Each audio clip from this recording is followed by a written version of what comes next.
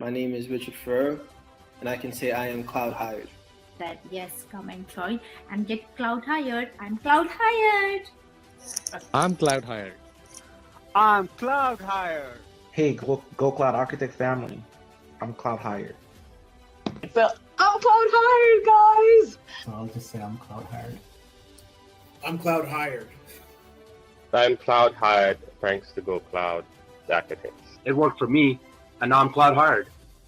Because of Google Architect program, I am cloud hired. See! I am cloud hired. Thank you, Mike and the GlowCloud team.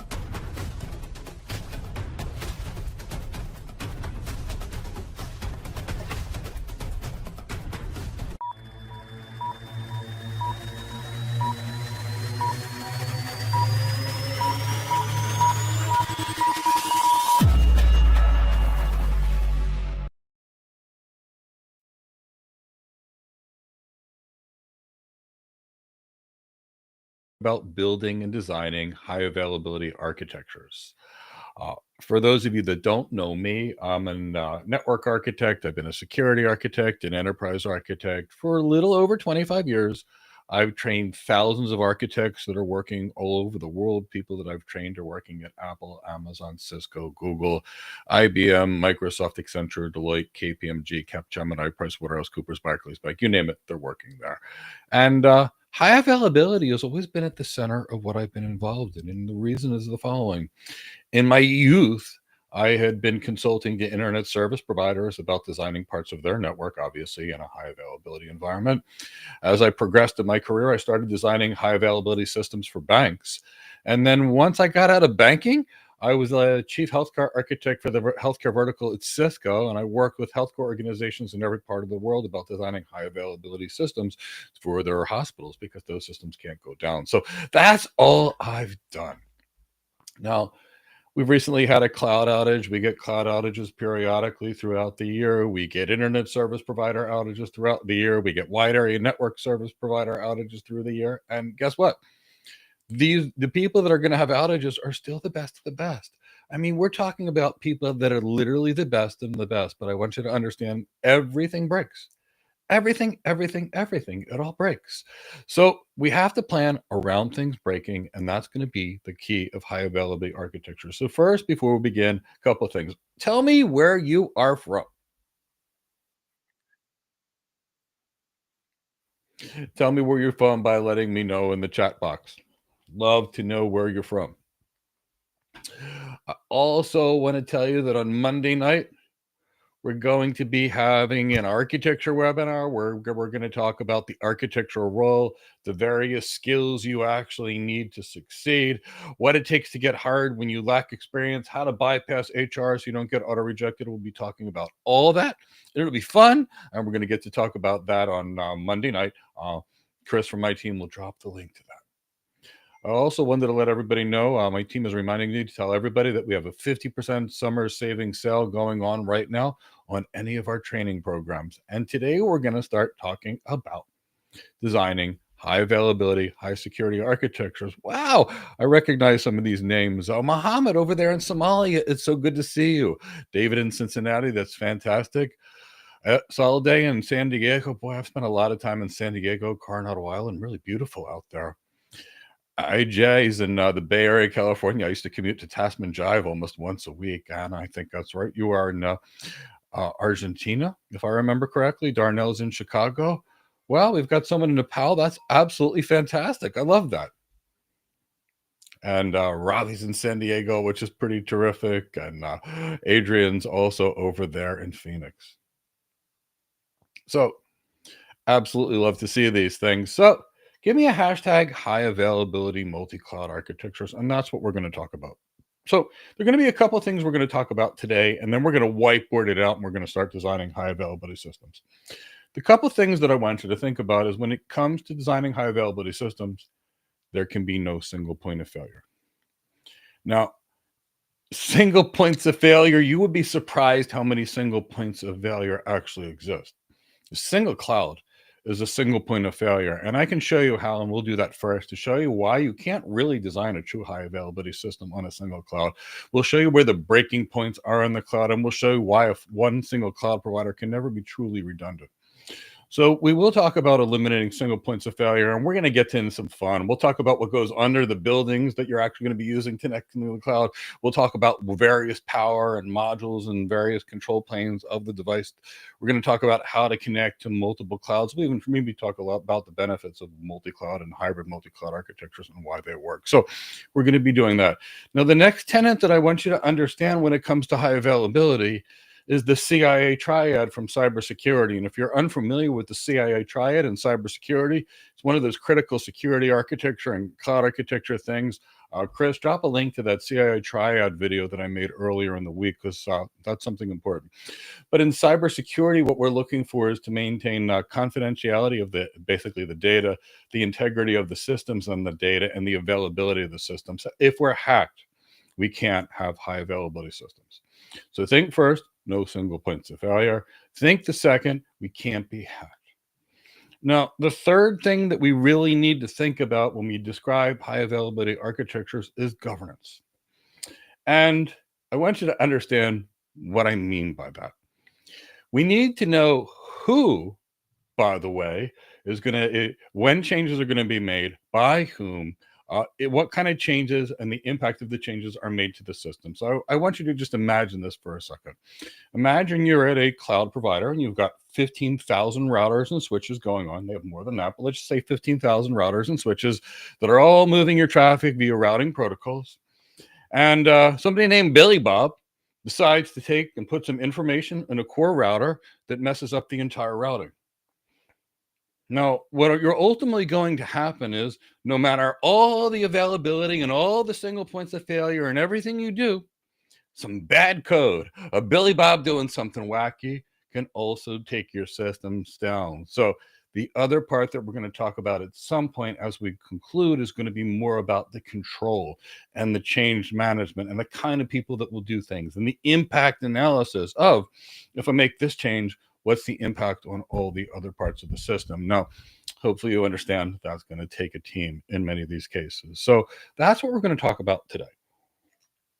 Now, the first thing I want to do is draw out why we can have 3 data centers in a truly high availability environment, but why we can't have 2 availability zones in 2 regions of the cloud provider and call that true high availability. And this is why 98% of organizations are multi-cloud for other reasons. But let's just whiteboard this out a little bit. We'll have a little fun. And I want to show you what goes on in different kinds of networks, and where people would look at this and where the weaknesses is in a single cloud, and then we'll start actually getting into designing things. So if we were to look at traditional network environments, let's say we had a data center and a campus and a company, and via BGP, we segmented them via BGP, and this is autonomous system 65312. And when a cloud provider has a region, it's going to look just something like this. It's going to look like a region. And each region, typically speaking, is going to run its own interior gateway protocol. For those of you in networking that know what I mean by saying an OSPF or an intermediate systems to intermediate systems. And then they're going to connect to each other via BGP.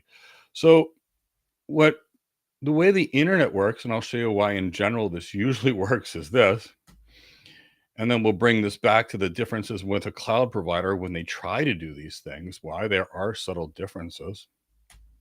And there are going to be subtle differences between the cloud providers and this. And that's why I need you to understand why the cloud provider is not really, really high availability. So let's say all of these are different internet service providers, and they're all identified by their different autonomous system numbers. And so it would be the equivalent of a region if each region was truly independent, but they're not independent. So what you'll see is the companies will be running, they'll have connections between the regions, wide area networking links, and there'll obviously be many of them, and there'll be very high speed connections, and they'll be connecting everything, and they'll be in an environment where when you build a high availability system like a cloud, you don't have any real single points of failure. So this is the way traditional internet routing is. And for the most part, if something goes on this ASA 65313, it won't be affecting what's going on in this AS 65312, because this is going to be running its own interior gateway protocol. This is going to be running its own interior gateway protocol, and routes are going to be exchanged between them via BGP.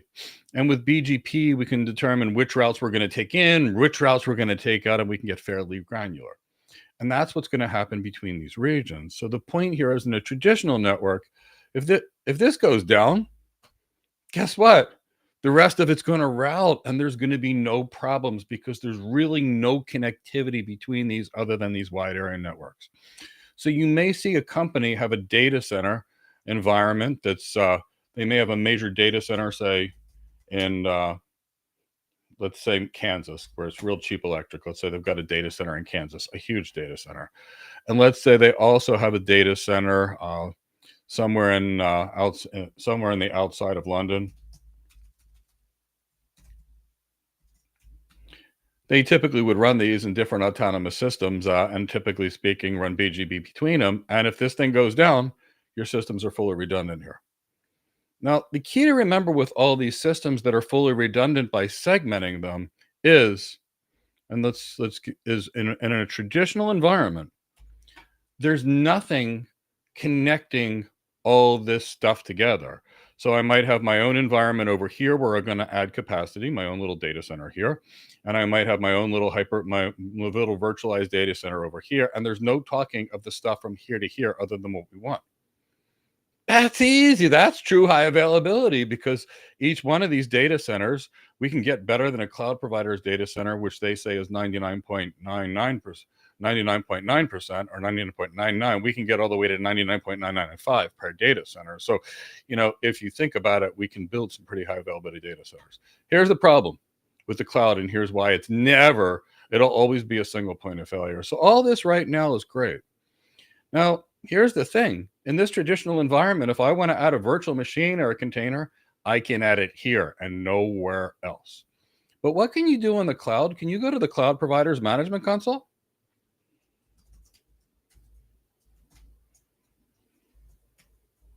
Or CLI or API. Now, this management console, if it's a cloud provider, oh yeah, you can set up some virtual machines on in this Japanese region. Sure, you can set up from the same control panel virtual machines in Ohio, and from the same control panel you can set up virtual machines in Abu Dhabi, and from the same control panel you can set up virtual machines in Cape Town. Now, the reason that works in the cloud provider is all this stuff isn't completely isolated from each other. They've got this management console that you're using, which interfaces with something called the control plane of the cloud.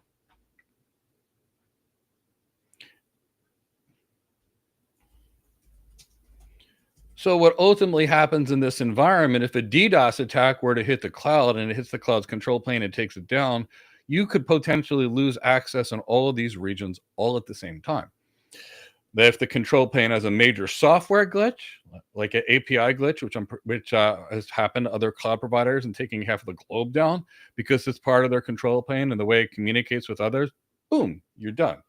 So any kind of hacking event, any kind of networking failure in here, and networking mistakes take things down. Any kind of hacking event takes your whole cloud provider down. So that's why, even though the cloud is redundant, and let's be fair, the cloud is run by the best people in the world. They're some of the best network and data center operators. They are. But the problem is everything breaks. So when we need high availability, we need to think of things. So let's think about what a hybrid multi-cloud architecture would look like. And while we talk about the hybrid multi-cloud architecture, we're going to talk about the strategies of where certain things are going to be. So the first thing we're going to do is we're going to draw out what our private cloud architecture needs to look like. And I want you to understand what that is. And we're going to get first outside the building, then we're going to get inside the building, then we're going to design this private cloud. And when we design the private cloud, I want you to understand that all the public cloud providers are the same thing as our private cloud. They're just renting you space in theirs versus you building your own. So let's first talk about the building itself where your systems are going to be hosted, because this is going to be pretty important. Let me whiteboard this out. I really, really want you to understand what it takes to build this. So let's say here's your building. And this is where you wanted to build your data center or your campus, whatever. But just say this is your building where you're in. Now, I want you to understand that there's going to be networking cables connections coming into the building. And underneath the building, they're going to be under the ground in something called the conduit. And what you'll see is inside of a conduit, we're going to have multiple cables that are going to go through here. So let me see if I can create something in a different colors to make it stand out. Okay, so you're going to have potentially this is AT&T inside of this conduit. You might also have, let's find another provider. Let's pick another cool color for this.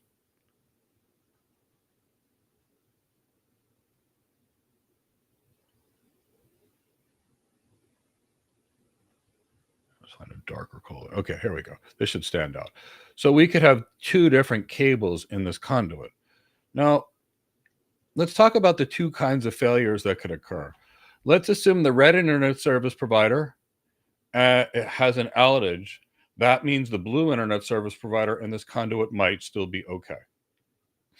But for argument's sake, and this happens all the time, I just like to use the name Billy Bob to be silly as people that do silly things. So what happens when Billy Bob takes a backhoe and Billy Bob, and there's no offense to any Billy Bobs out there, and Billy Bob decides to dig a hole.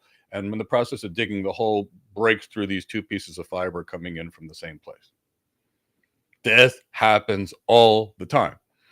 So the network architects that are in charge of making sure these things make sense, make sure that whenever we're creating a high availability connection, for example, if our systems are going to be on the cloud, we have to reach them. And that means we're going to have to make sure we're getting paths that are coming into multiple fiber conduits through the same building. And there's typically various places where fiber are. So what the network architects will do, and the engineers will help them with predominantly, is they're going to be looking at underground maps to see where these things are coming into the building. So I want you to understand that. Now, any building that's going to qualify to be a data center has to be able to get a lot of power.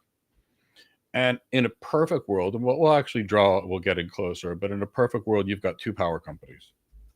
And the reason you have more than one power company is when one goes down, chances are the other might not be. So if you're in an environment where you can get two power companies, you're going to.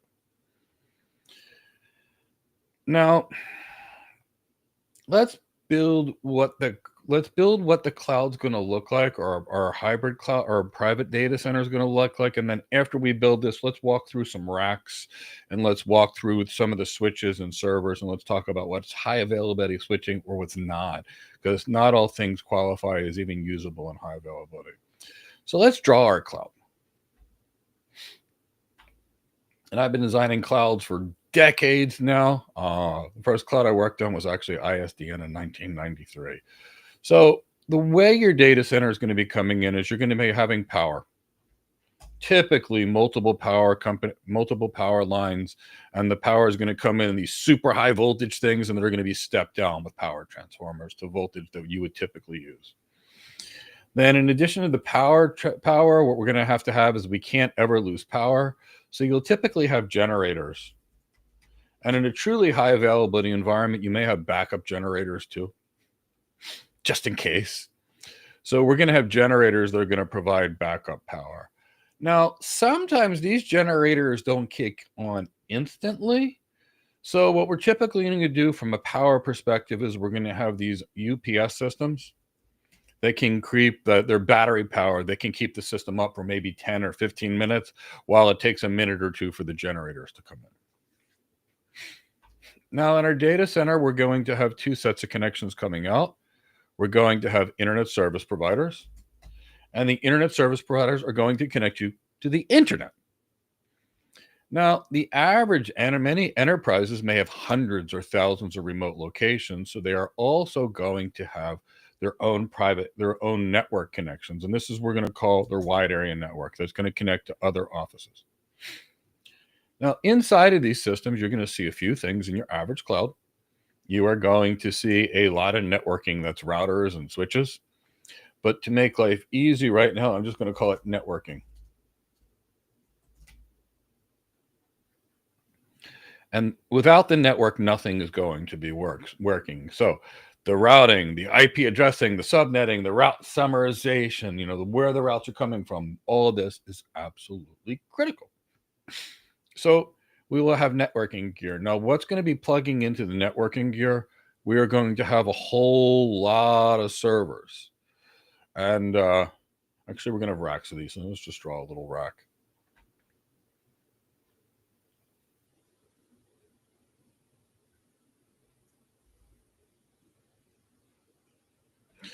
And what you'll see is you'll have so many of these racks, and they're going to be basically floor to ceiling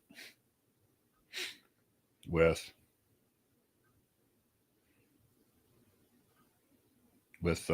servers that typically look like a bunch of pizza boxes in today's world. I remember when we started calling them pizza boxes back because they used to be very big many years ago.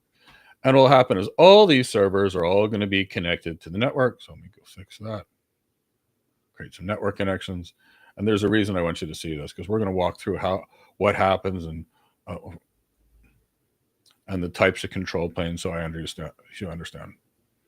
Now, while we're setting up the network here and I'm drawing it out, what I want you to understand is any kind of high performance compute, high throughput compute is much cheaper in the data center, and it can perform better for lots of reasons. Faster storage, greater network control, network quality of service, lower latencies, just incredible things. And it's so much so that, say, a $300,000 to $400,000 server that you can get from Dell could cost $4 to $5 million to run in the cloud over 3 years. So in some cases, some workloads are much cheaper in the data center. High throughput stuff, generally speaking. Let me just call these servers. And when you look at that, you see the servers are plugged into the network. Now, what you're also going to see is these other types of servers, and what they're going to be is they're going to be big, giant boxes. They're going to have a CPU in these things to, basically speaking, control things. They're going to have some RAID cards in here. And what RAID is going to do is it's going to function like a load balancer, and then it's going to load share across various hard drives to increase performance, capacity, and redundancy. And then what we'll see is a whole bunch of hard drives that are being in these systems. Bear with me. Now, we will have these types of little storage boxes, and we will be using them for block storage networks. We usually have these kinds of storage boxes for object storage. And let me show you why data centers use this in both the cloud data center and both the public data centers and the private. So now we're going to take some big high-speed connection, multiple link aggregation groups to the storage. Let's put storage in here.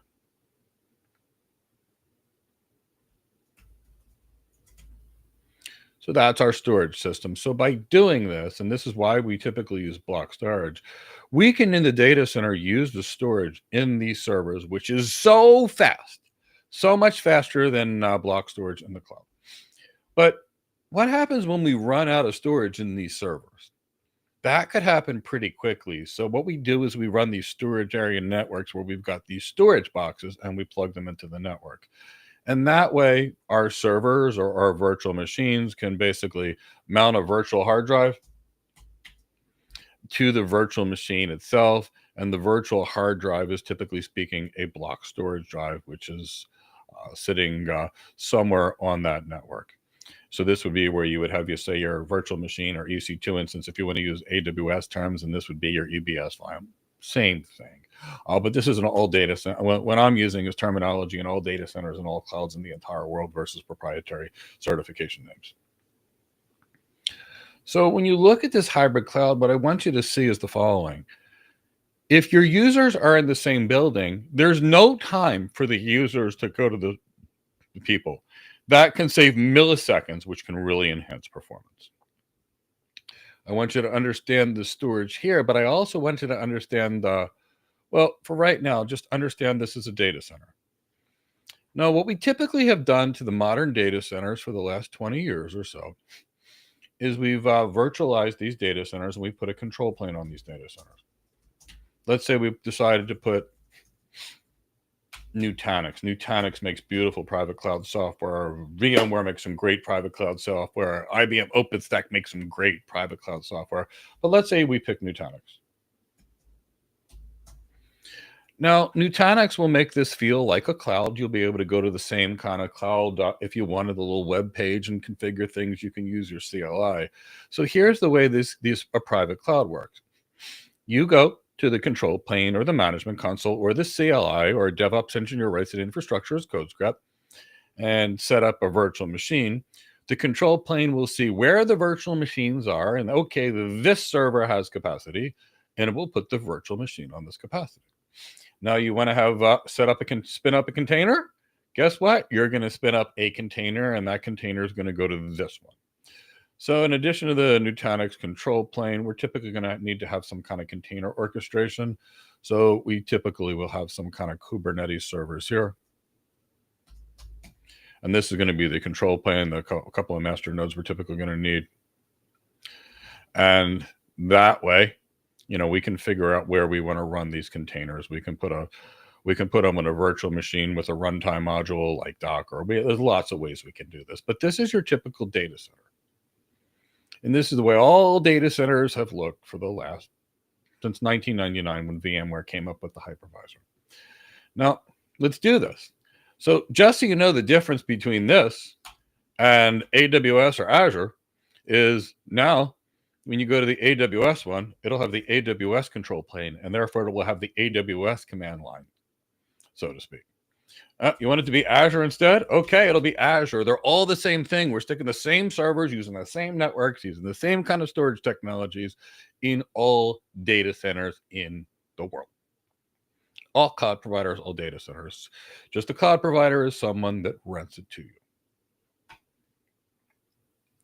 So now let's talk about what makes a high availability device to even put in this data center in the first place. And let's talk about the mistakes people made that I've seen them make constantly after an outage. When someone brought me in and said, hey, Mike, could you evaluate our network architecture because we keep having outages and we don't know why we have outages when we're full redundant. And the answer is they're not redundant. So let's dive a little deeper into the data center. Let's have some fun with this. And then after that, maybe we'll see if anybody has any questions. And then after that, we'll start connecting to various cloud providers. But I want to get the hybrid cloud first. So let's look at some mistakes people make. So if we're using these routers to connect to the cloud, for example, or any routers in our data center, and this is what the router looks like. And this router has a power supply on it. Let me make the power supply in another color. And here is that what you'll typically see in a server rack is you'll have something called a PDU, or power distribution unit.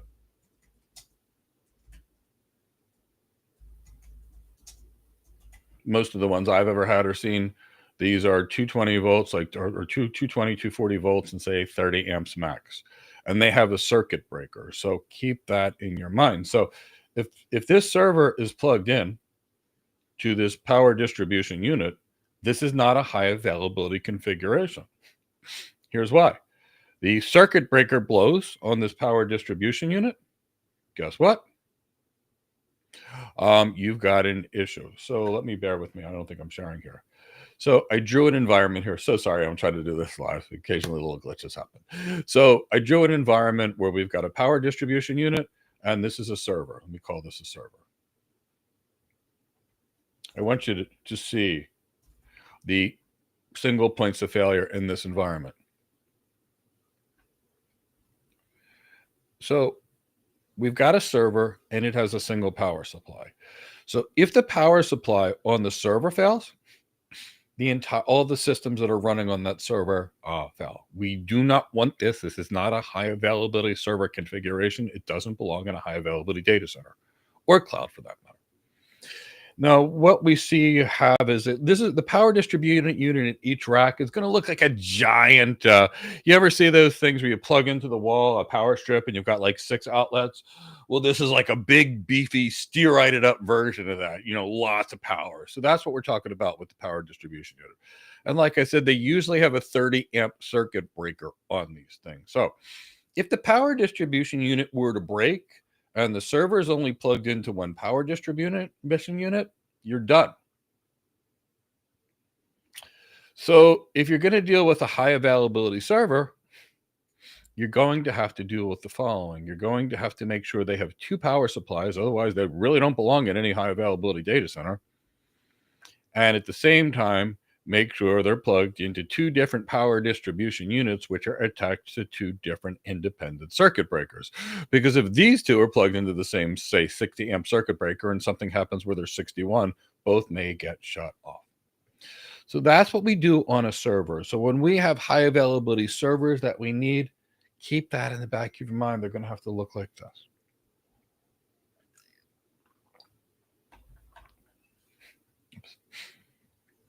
Now let's look at routers for anything that matters.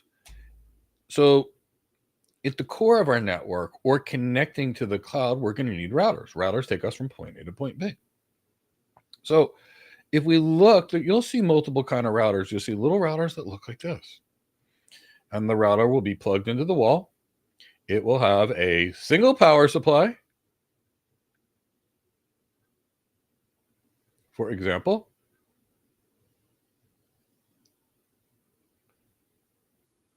that's one power supply. Now, if that power supply on that router goes down, your network goes down.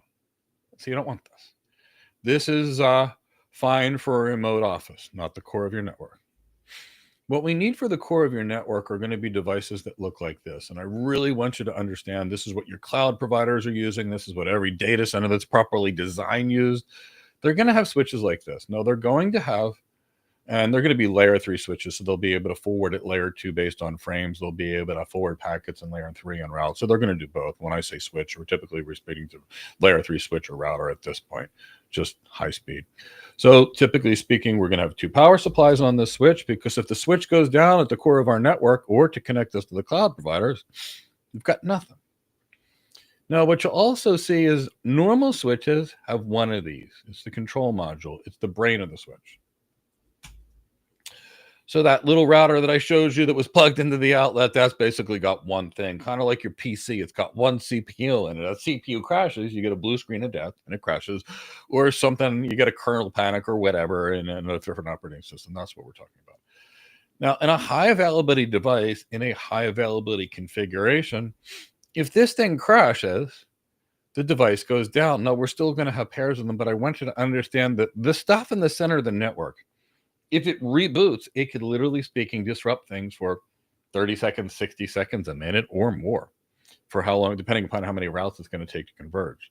So we don't ever want to reboot these devices. So typically what we'll do is we'll put 2 control modules on these.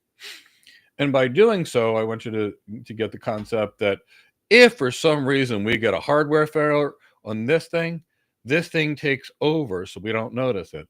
Then what we do is pull it from the switch while it's on, plug in another one, and now this system is up and running. So let's think of this. Now, I also want you to think about every single connection, because here's another high availability mistake, and I see it all the time. Here's a card over here. This card has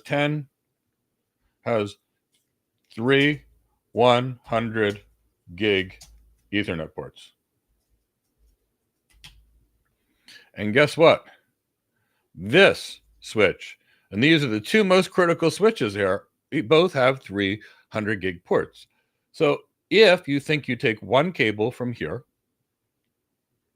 and I've seen this done, one cable from one of the ports, another cable from another port, and another cable from another port, and you connect these 2, we still architected in a single point of failure. So switch stays up because we've got these, power stays up, but what happens if the card goes? These cards crash too. They break over time too. So when we're going to be fully redundant, we're going to start getting even more creative. We're going to be, for example, creating connections across modules. So that's when we start thinking of things. We're going to be looking to do things like this. And that way, we can lose cards. We can lose power supplies. We can lose control modules. We can absolutely lose anything. Now, let me do this. We will be setting up some systems in the cloud. We're connecting to the cloud, at least from the high-level architecture, which we're going to design next, and then we can figure out what we want to do with it later. But did any questions come up so far? Just because I want to make sure that everything we've done was so far clear. I wasn't sure if I saw a question or two pop into the chat box.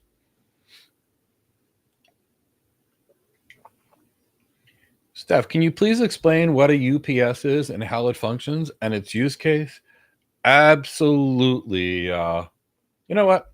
I'm going to go take a picture of one and I'll show you what it looks like. And I will be back in, literally speaking, 5-10 seconds.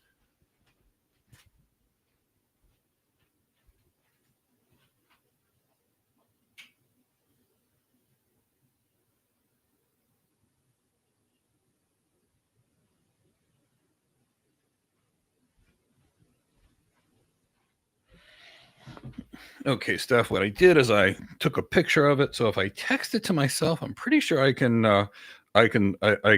show you this. And what I have here is a relatively, a big one for the home, but still a small one. Let me send this to me. Bear with me 1 second.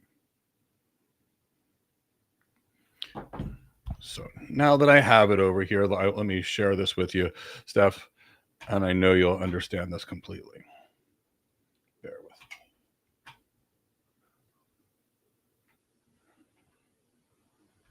me. Okay, so here's one that I actually have sitting in my house, actually sitting in my office. And what you'll see, Stefan, is the following. The first thing you're going to notice is this thing is a giant battery. I mean, this thing is 1,500 watt amps, which is, pretty big for a house. And what happens is there's a battery here.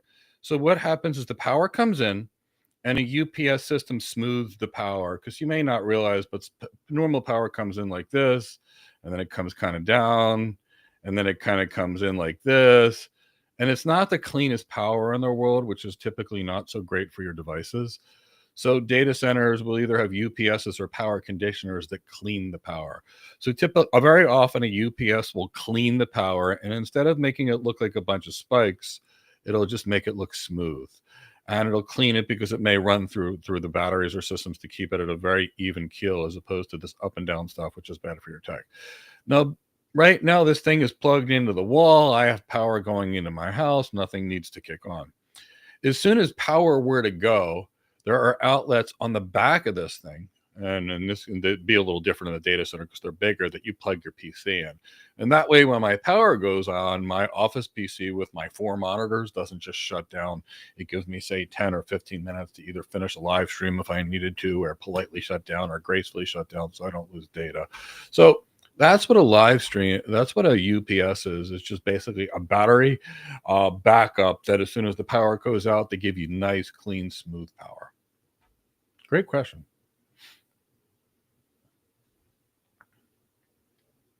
Crisping in the next one.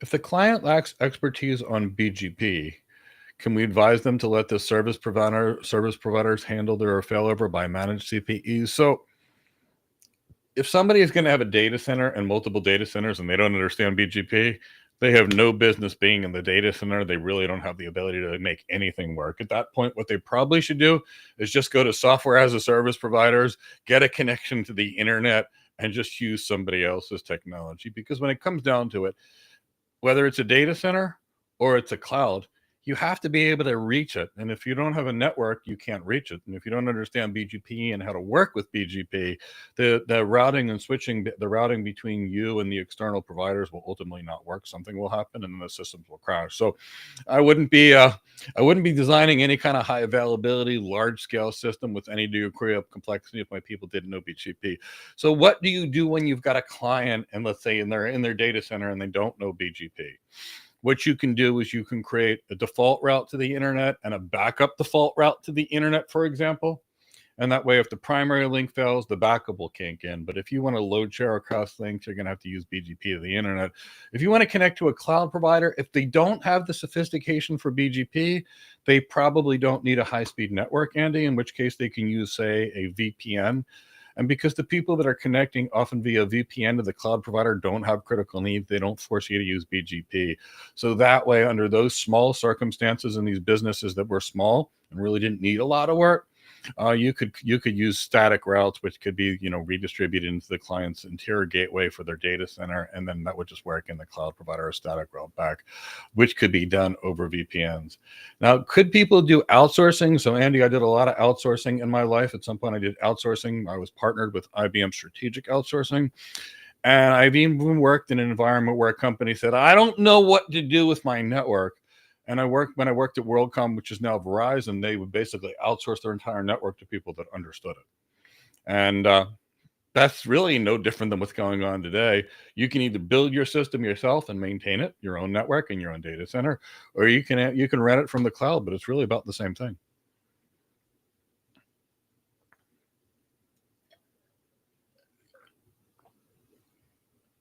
Good question.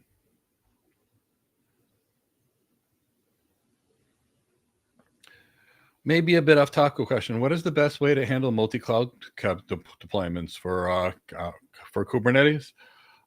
Here's the way most people do it. Most big, large businesses. So they run a OpenShift Kubernetes environment. IBM makes a beautiful Kubernetes OpenShift environment that can run in every single cloud and data center in the world. So that way you don't have to deal with it. The alternative is you run your own Kubernetes control plane and you manage it yourself. Anything that matters has complexity, but the key is the juice worth the squeeze? So kind of think about that. That actually makes sense.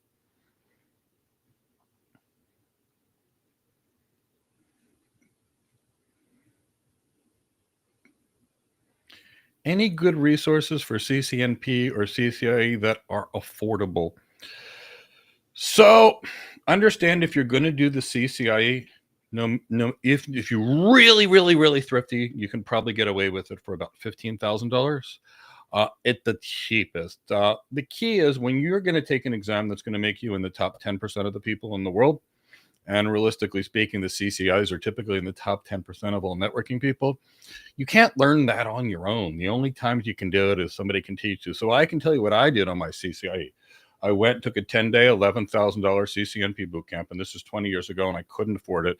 So I maxed out my credit card. I borrowed money from my brother. I am literally not joking. I just didn't have the money for it.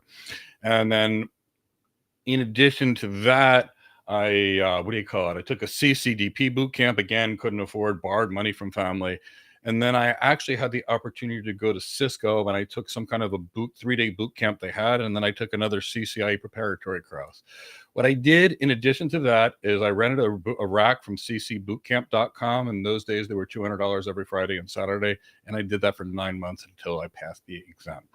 So for me, it was a lot more expensive. Now, what can you do now to reduce those costs? I actually may have a network architecture program coming soon that would make that a lot easier, taught by one of the best architects in the world, but that's neither here nor there for right now. So what I can say is you can now get EVE-NG, and EVE-NG is a really good network simulator. And with that, where I used to have to spend $400 a weekend for 9 months straight, which I couldn't afford, but after I passed my CCIE, I was able to pay it all back like almost overnight. So you get, there is value in it, but I have to say now for $100 subscription to EVE-NG, you can get what would have been $10,000. I will tell you that there are some people out there that provide some reasonable quality training. I think Oregon provides some fairly good training out there for networking, and it's not that expensive. by all things considering what it is. I will tell you, you really need the books, and I mean internet routing architectures and Bassam Halabi's TCP and Jeff Doyle's TCP/IP. I don't know. I bought about 20 books for it, which were really pretty good. And I think if you did those things, you'd probably be pretty close, but you might need to take 2 or 3 kind of courses from an Oregon or from people that are out there. Don't go to Udemy. 99% of the stuff I've seen on Udemy is from people that can't get a job. And I see it all the time. So I wouldn't get it there, but their INE can provide some reasonable training for the CCIE people. But I want you to think about this. If you're doing something that'll double your salary, it's going to cost you some money to do it. You're not going to get something for nothing. But please understand, if you're going to be the best, you're going to have to learn from the best, and you're going to have to learn from people that are really good. You just can't figure the CCIE out on your own. I mean, maybe you could over the course of 10 years, but, you know, I took it, and it made a massive difference in my salary, and I was able to pay it all back within the first 6 months, and then I enjoyed it for the rest of my life. So time is money, too. Hope that helps.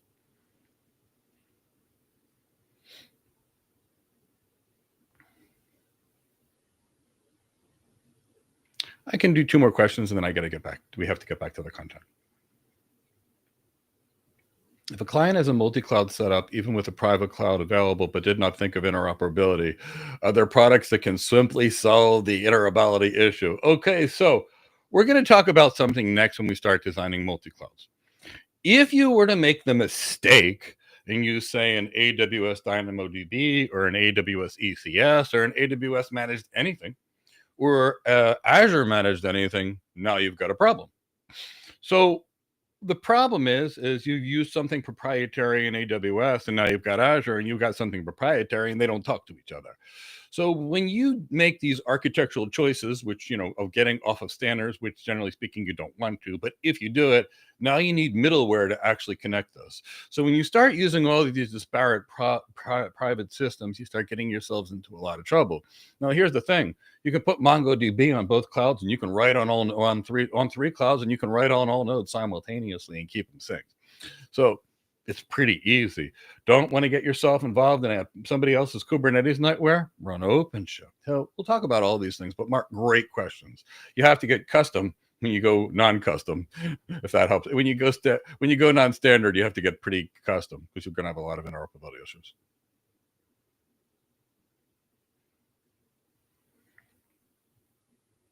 What are the limitations of RAID 5 in high availability environment, and would you recommend as an alternative? RAID 5 is high availability. You've got 4 drives, for example, and one of them fails, you're able to replace it. So the problem is you have to rebuild it with RAID 5. So what would you do? You'd have 2 5 RAID arrays. Now, what are people getting to in today's point? We're getting to the point in some environments we have to use RAID 10. And you know what? We draw some of these systems out. We'll actually show, maybe we'll show RAID 5 and RAID 10 and talk about the problems. But RAID 5 is a great option. But like anything else, 1 RAID 5 is none. There's an expression in high availability: 1 is none, 2 is 1, and 3 is greater than 2. So when we do that, let's do some of these things. So Chris, keep track of the questions. If some more one come in, you know, I'm happy maybe in the end, if we have time, we can answer some. So let's not lose them, but let's actually start about talking to how do we connect to the cloud? Because I think that's the next phase of what we have to do. Give me a hashtag multi-cloud architecture so I know you're awake, alert, and oriented. And by the way, if you're enjoying yourself, maybe give it a like. It'll signal the algorithm to tell other people, or subscribe to our channel. I want to remind everybody that we have a webinar on how to become an architect on Monday night. It's Chris from my team will drop the link to that. And we are currently at 50% off on all programs for a short period of time. So let me get back to having some fun and designing the connections to the cloud. So let's talk about simple, smooth, elegant, you know, connectivity to the cloud. So now let's put this environment. Let's say we've got this campus.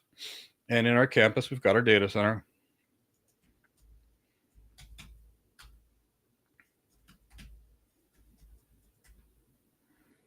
And we want to turn this into something high availability. So let's say we're going to put some systems over here in AWS.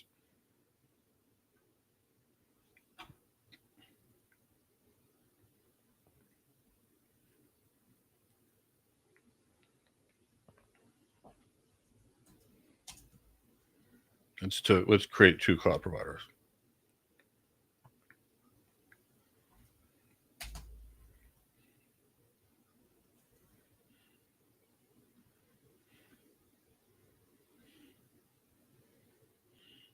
Okay, there we go. So we're going to find ourselves into this situation. If we don't have anything that connects us to the cloud provider, we can't reach it. So when people used to say, I need a bastion host to reach my cloud provider, and they would put these back doors, they'd stick a back door over in the middle of the internet that's like, here's how you can get into my system to manage me or hack me or whatever you felt like doing, which I couldn't understand that.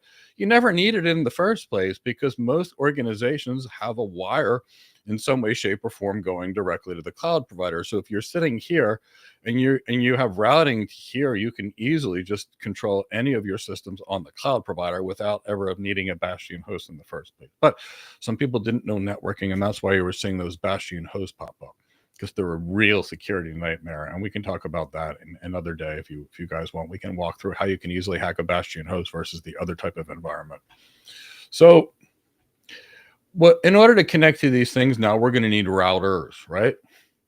Now, you know what the routers are going to look like. We already drew the routers just for argument's sake. We'll go back for a second. They're going to be these kind of routers. So we're going to have, say, a router over here. And then we'll typically have another router over here. And there's a couple ways we could schedule these. And we'll break down what these connections are going to look like so you understand. I'll break down these direct connections or private lines between them. Now, the cloud providers themselves are going to have a virtual router that you connect to. Now, this is a virtual router, meaning it's software-based, meaning it runs somewhere in the cloud provider's ecosystem. So as long as their control plane is up, meaning the cloud provider is not down, these things are going to work. Cloud provider goes down, you got nothing. But, so what we'll do is we'll typically have connections to their virtual router. And then from their virtual router, we can connect to any kind of gateway that we want to go back to these availability zones, what have you. But let's, for argument's sake, I want you to see that these connections are going to be logical connections on the provider side. You're going to have a high availability system because now you can lose this router. You can use this link. You can lose this router, or you can lose this link. These virtual routers go down to the cloud providers. There's something pretty serious in the first place. So you're probably not going to happen. And we're going to do the same kind of thing on the bottom. I want you to understand the underlying architecture of what these things are going to look like. But for argument's sake, let's just do this.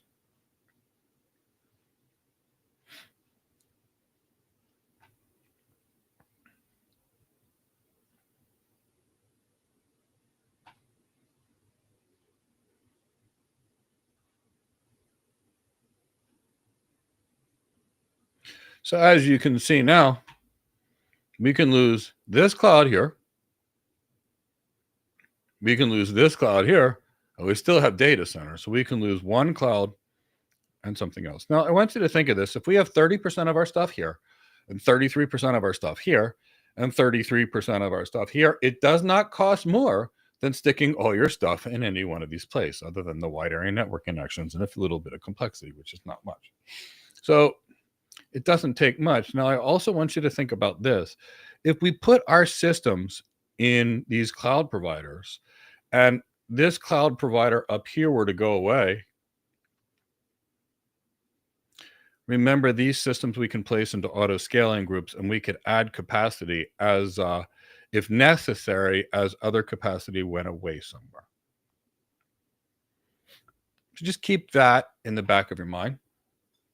We are going to get to security for these, and we will deal with a real, we'll get fairly deep into what we should do for the security architecture for this hybrid multi-cloud architecture training in the end. But I just want to make it clear first what we're doing, where the networking is going where. Now, I want you to notice this. Here and here are 2 links.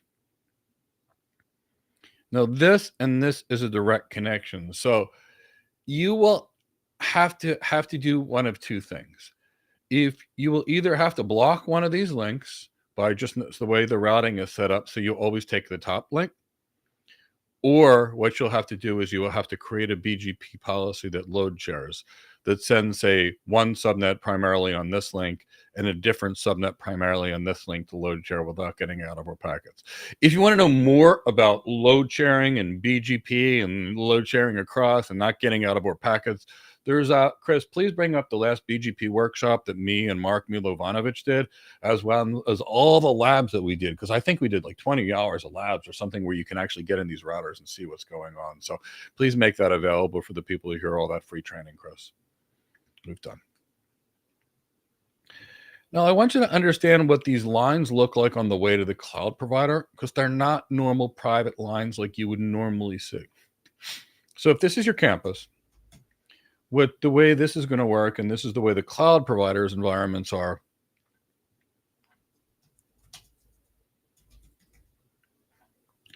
The way this is going to work is you're going to connect to something called a point of presence. Some people would call it a direct connection location, but it's really what's called a point of presence in internet routing. And the key with an internet routing point of presence is as follows. Let's give you nothing. Many internet service providers come here. So they all meet in the point of presence. And let's realistically see what this is going to look like. So the cloud provider is going to have a router sitting, or layer 3 switch, more realistically speaking, at inside this meet me room, this point of presence, this AWS direct connection center. I don't care what you call it. It's all the same thing. And they're going to have a router that is theirs, and it's going to be called the provider edge router. And that provider edge router is going to have a lot of network bandwidth, and it's going to be going to the cloud provider. Now, when you actually get one of these direct connections, private LANs, express route, I don't care. It's all the same thing, same kind of private line we've used for decades. We are going to have a router here, our own router that sits here, and that's going to be our customer edge. And this is going to be our router over here at our campus that is going to connect us to the customer edge. So what we will do is we will get a line that connects us to the point of presence. That's a private line. And then what we will need, and you can see the cloud provider is already connected to their provider edge router. And what we will have to do is we will have to get a cable connected between our device and their device, which is admission onto their network, this cable. Now, typically speaking, you'll have to get a letter of authorization from the cloud provider that allows the people in the point of presence to run a cable from this switch to this switch. Now, at this point, you and maybe 50 or 150 other customers are now plugged into the switch that is now backhauled to the cloud provider. So what's ultimately going to happen is your traffic is going to hit the system. Let's say this is your Ethernet frame. You're going to put something called a, oops, I didn't mean to do that. Bear with me. So let's say here's your Ethernet frame. What we're going to do is when that frame leaves this environment here, we're going to add this little thing attached to it. It's going to be a tag. And this tag, I'll make it red so you can see it. This is typically a .1Q tag. That's the standard for these Ethernet tags. And what'll happen is the packet will be tagged. When it goes through this switch, it's still going to be tagged. And it's going to be on this line with maybe hundreds of other people, but your traffic will be separated by that red tag, in which case that's your .1Q tag. And then when it reaches the far end, what will happen is the tag will be dropped off, and then your traffic will be dropped off on your VPC. So it's technically a layer 2 VPN, but it's a guaranteed private line. It's like an Ethernet private line. The architecture of these things is just a little funny. I just wanted you to understand that. So that's the way these private lines are going to run under the ground. So now let's start thinking about what needs to be in our VPCs and our VNets. Let's talk about how we can do some of the cool stuff, and then we'll deal with some more. So let's say this is our VPC. And all your VPC is, it's a virtual private data center where you put your stuff. So here we have a VPC. Google calls it a VPC. AWS calls it a VPC. Whatever. Azure calls it a VNet. Who cares? That's marketing fluff and terminology. I need you to know the reality for your career. So we'll put no fill in there. For argument's sake, we'll have a VNet.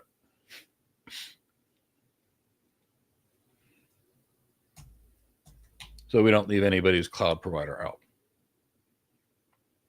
Now, what are we going to need in here? Obviously, we're going to need some virtual machines, most likely in every cloud provider. So we'll use our virtual machines.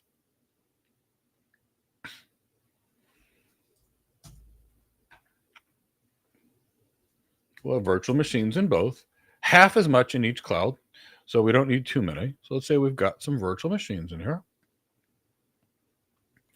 Now, when it comes to virtual machines, let's talk about, each time how we make these high availability. So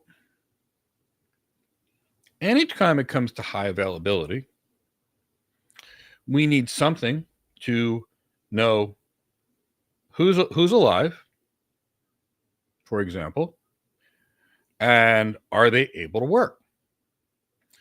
So if we had a load balancer, and load balancers are going to be very big part of our high availability architectures, I want you to understand this. Now, if this was a physical load balancer, we would need multiple ones because physical load balancers could break.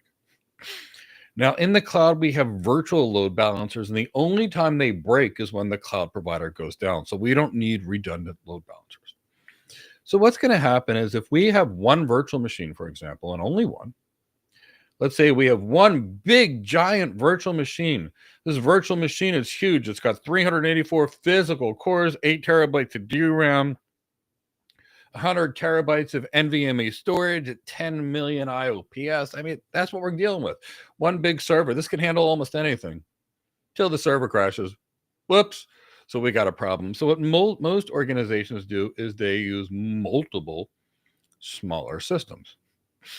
And the way these systems work, like anything, it relies on high availability. And if you want me to talk about other health checks and like routing protocol health checks, just ask me in the next question. What the load balancers do is they remove single points of failure. So they say instead of 1, now we have 4. So all things being equal, let's say we set the load balancer to a round robin algorithm. Load balancers can load balance on per flow, per session, per all kinds of things based upon. But let's say that we set it up that says, first thing goes to this virtual machine. Next thing goes to the next virtual machine. Next thing goes to the third virtual machine. Next thing goes to the fourth virtual machine. Guess what? We're load sharing across virtual machines.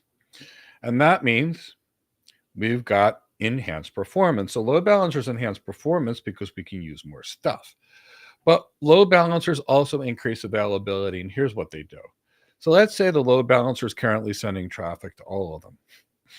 The load balancers are going to send a health check to them. It's basically going to say, virtual machine 1, are you there? And it's going to say, I'm here. Virtual machine 2, are you there? Yes, I'm here. Virtual machine 3, are you there? I'm here. Everything's good. Now, virtual machine 4, are you there? It doesn't answer. So the load balancer knows that something might be wrong. It just doesn't know what it is yet. It missed one check. Typically speaking, a load balancer, DNS load balancing, route-based load balancing, it'll then ask this server, are you okay? And it'll respond. Ask this server, are you okay? And it'll respond. Ask this server, I think this is this server, and it'll respond. And ask this server, and it doesn't respond a second time. Now the load balancer is starting to think, maybe there's something wrong here. I don't know. So it asks queries, this one, are you there? Yes, I'm here. Are you here? Yes, I'm here. Are you here? Yes, I'm here. Are you here? No response. Typically, routing protocol load balancer 3 to 4 of these things, and they mark this thing as dead, and then they only send the traffic to the previous other ones. So we're typically going to have load balancing to load balance our virtual machines. So think about that. We're going to need our virtual machines. Now, we're probably going to have containers. So containers may have load balancers, but let's just, for argument's sake, say for containers, we're going to need 2 things. We're going to need container orchestration, and we're going to need container run time. So containers, realistically speaking, run on virtual machines, unless you run it on your cloud provider serverless, which still runs on a virtual machine. They just hide it from you, so you don't aware of it. So no matter what, it's going to be a virtual machine. But for argument's sake, let's say we've got some load balance containers, because we could have an API gateway, or let's just say we've got an API gateway. And both of our clouds and VPCs, And that's going to manage, say, a microservice, which is going to run in a container.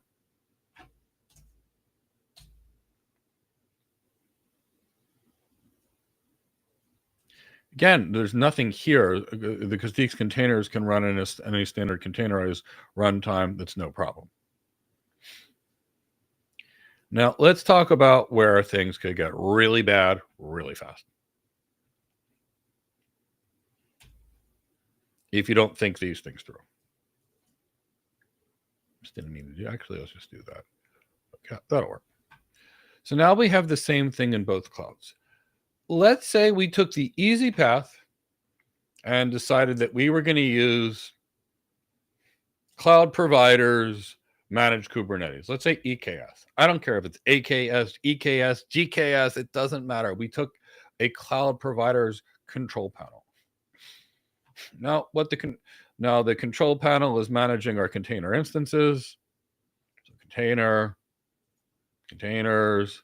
and these container instances use that Kubernetes control plane. And if the Kubernetes control plane says, here, we need 2 container instances of this running, and one of these dies, it says, make a new one or start a new one. So it kind of self-heals itself, which we love.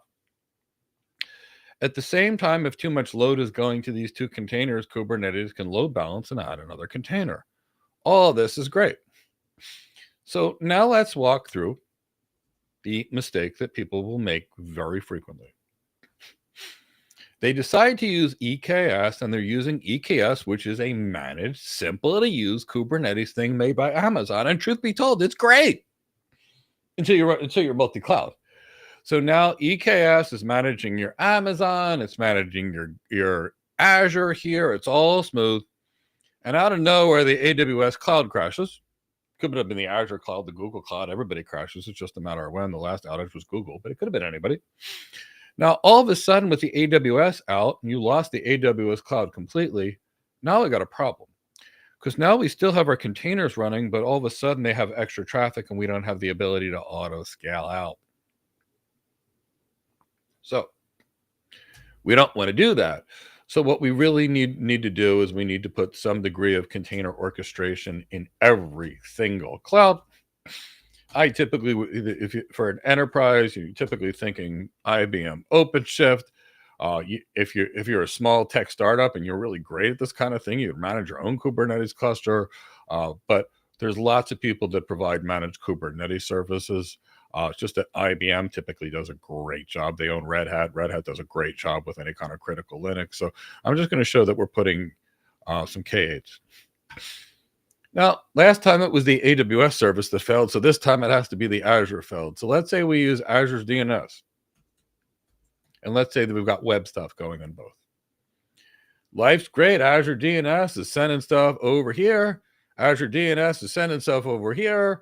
It's sending stuff over here, and all of a sudden Azure went out. If it's web traffic, none of the traffic's going to make it to AWS.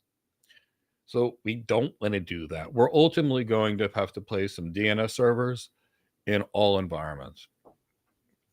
And, it can be, there's plenty of Linux people that know how to manage the DNS on what used to be Bind or whatever the freeware version is. Lots of Linux servers doing this stuff out there. No big deal. But, there's companies like F5 that make very industrialized DNS services.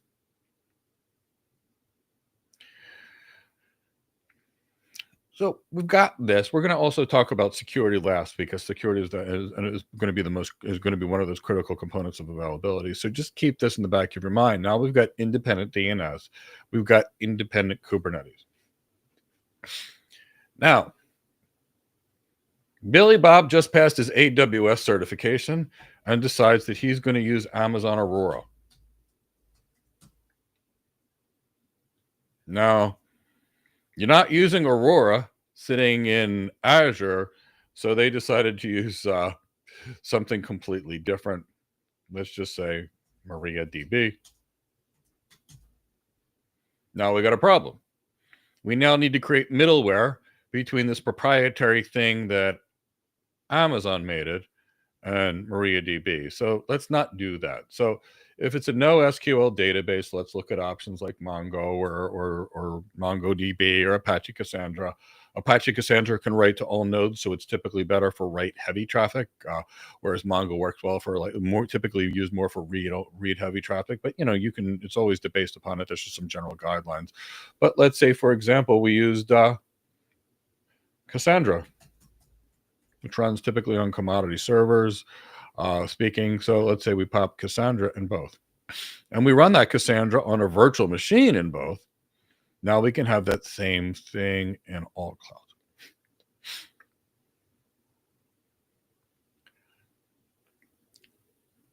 Now we'll get to IAM last, but I really want you to think about this.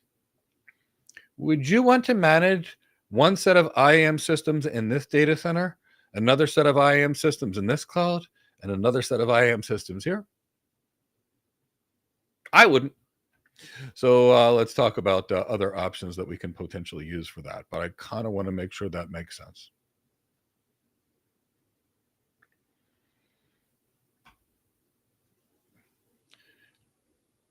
Let's see. So let's go back to this. So that's typically what we're looking at. We see what we've got, and here we've got some basic stuff. Now, as long as we put things on containers and we put things on virtual machines, there is no additional complexity of these multi-cloud environments, for the most part. The second we start using proprietary, that's where we start getting into trouble. So let's talk about some basic things for about a minute before we get into the next part, and then I'll take some questions. So as we go through these things, there's a few things that I really want you to think about. I want you to think about specificity, and I want you to think about expertise. So if we take an Olympic gymnast, they're going to be great Olympic gymnasts, but they're probably going to be a horrible runner. Gymnasts make terrible runners because they're muscular as can be, and they typically train for power, and they have different types of muscle fibers than a marathon runner, for example.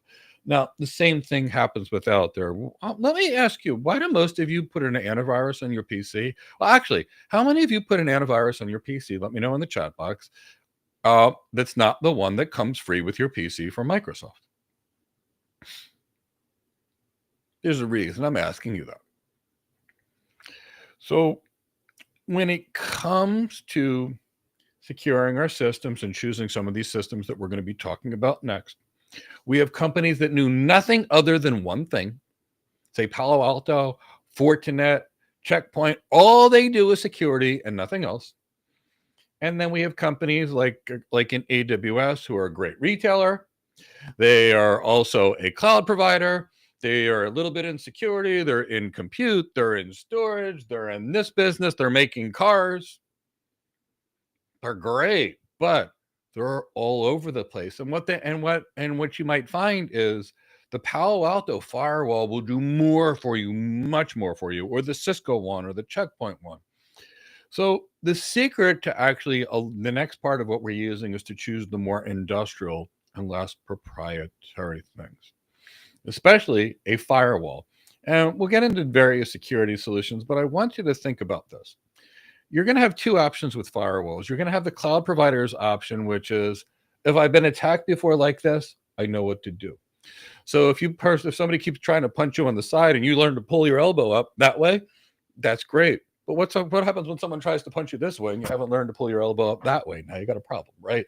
So we're going to be dealing with two kinds of firewalls: the cloud providers' firewalls that can protect you from something they know about, whoops, and the security providers' firewalls that can protect you from something they know about, but if they see something else coming in, they can back off and work dynamically. So that's why we're going to be talking about security things next. Things that we can use more dynamically across our cloud providers that are going to give us a lot more security, because we really have to lock these systems down, if we want to have high availability. And as we lock stuff down, we have to be very careful, because it gets very careful quickly. So let's we'll create some web apps that are sitting in each of these providers to do so. So Chris, was there any questions for me before I go into the next phase of this?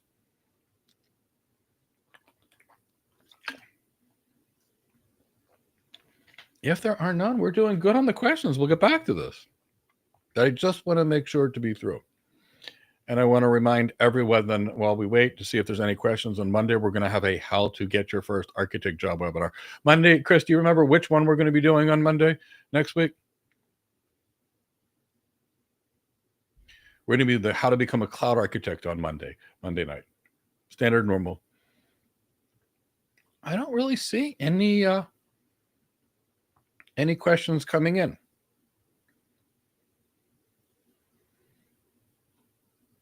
So,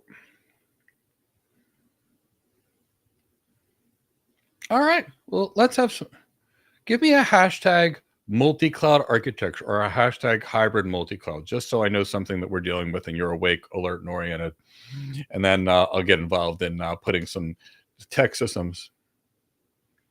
Raja Khan, do all cloud providers use BGP for DNS routing or for failover? So, Raja, BGP is not used for DNS routing. DNS routing is done via the DNS protocols themselves. BGP is used by every internet service provider in the entire world to connect to systems that are outside of there. So anytime you want to connect to an internet service provider, you have to use BGP because they're outside of your domain. Anytime you want to connect to a cloud provider, they're a company that's not you, so you have to use BGP. So there's a lot of BGP out there, and BGP is really that kind of critical because the whole internet's based on BGP.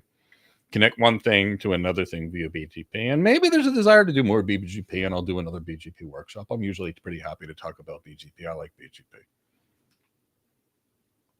But yeah, all cloud providers are going to use BGP to connect to their customers and to connect to potentially other to connect to other cloud providers, to connect to other internet service providers, as well as to connect to everyone.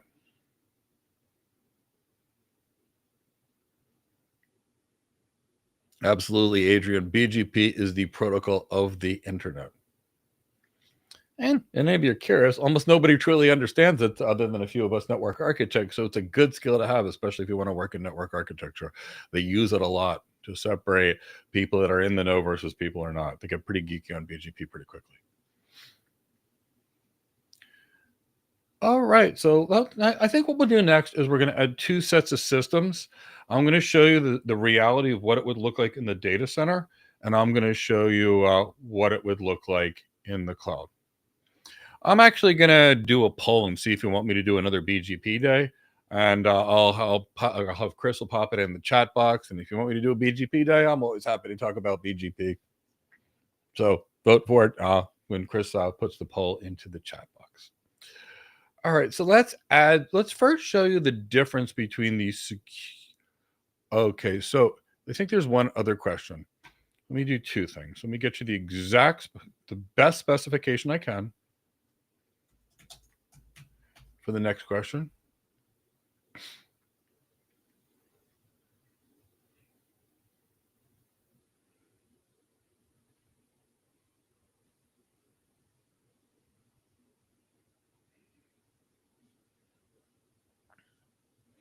So I'll give you a little bit about DNS, and then I'm going to give you the guide that's going to make you an expert. So the first thing that I want to do is I want to post into the chat box that thing that's going to make you an expert. And that is actually going to be the RFC. So let me see where I can find this. I'm going to pop it in right now, and this is the actual specification that I just popped in for the DNS RFC. It will explain every message and exactly how it works. So realistically speaking, DNS, or the domain name system, is really designed to map a name to an IP address. So what do I mean by that? If you type, it's probably hard for you to remember the IP address of Amazon.com. But you can remember www.amazon.com. So as soon as you type www.amazon.com, what your PC does is it looks in its PC and it sees if it knows the IP address. Maybe it's in a host file, maybe it's cached in the DNS. And if it doesn't, what it's going to do is it's going to send it to the upstream server that it has and say, do you have the IP address of, say, gocloudcareers.com? Now, if that local server has the IP address of gocloudcareers.com, it's going to send it to you, and then your PC now knows the IP address of gocloudcareers.com, and it will set up a TCP connection with gocloudcareers.com. Now, if you go upstream to your local DNS router and it doesn't happen, it will continue to go upstream until it reaches the top level domains and the most authoritative name servers. And then they will come back to you, that primary server that you reach to, it'll store that information and it comes back to you. But all DNS really is it's a means of mapping IP addresses to names, because you may not be able to remember the IP address of www.gocloudcareers.com, but you can remember www.gocloudcareers.com. And you can remember that, type it in the browser, and DNS will do it. So let me see if I can actually show you something. I want to map it out. Bear with me a second. I'll take a screenshot of this and I'll share it for you.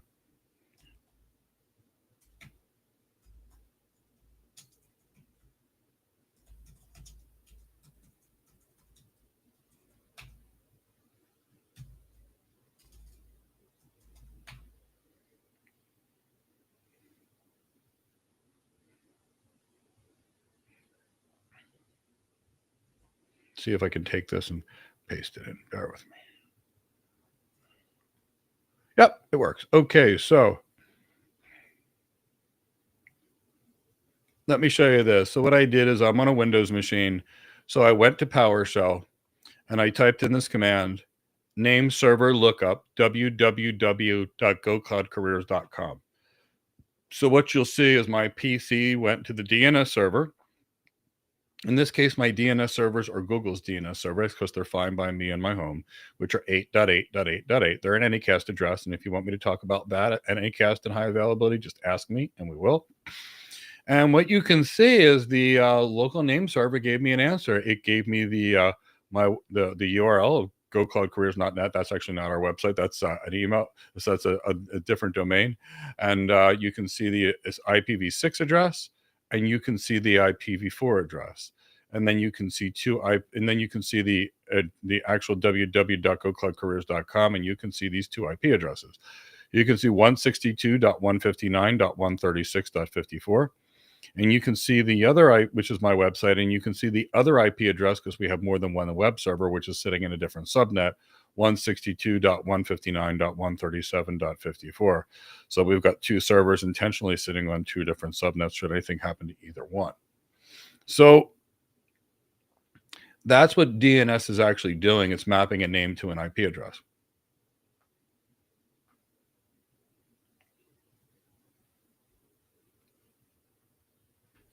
Since a cloud provider has a virtual router, can you ask them to two routers for redundancy? Well, virtual routers don't go down, but if you connect to two different points of presence, you will ultimately get two different virtual routers for redundancy. So yes, you will get it. You will get it by working around them. If you avoid most of the proprietary stuff, or you're not missing the true value of cloud native architecture. What is the value of cloud native architecture? What is the value of a Kubernetes container that could be done in your data center cloud native or can be done somewhere else?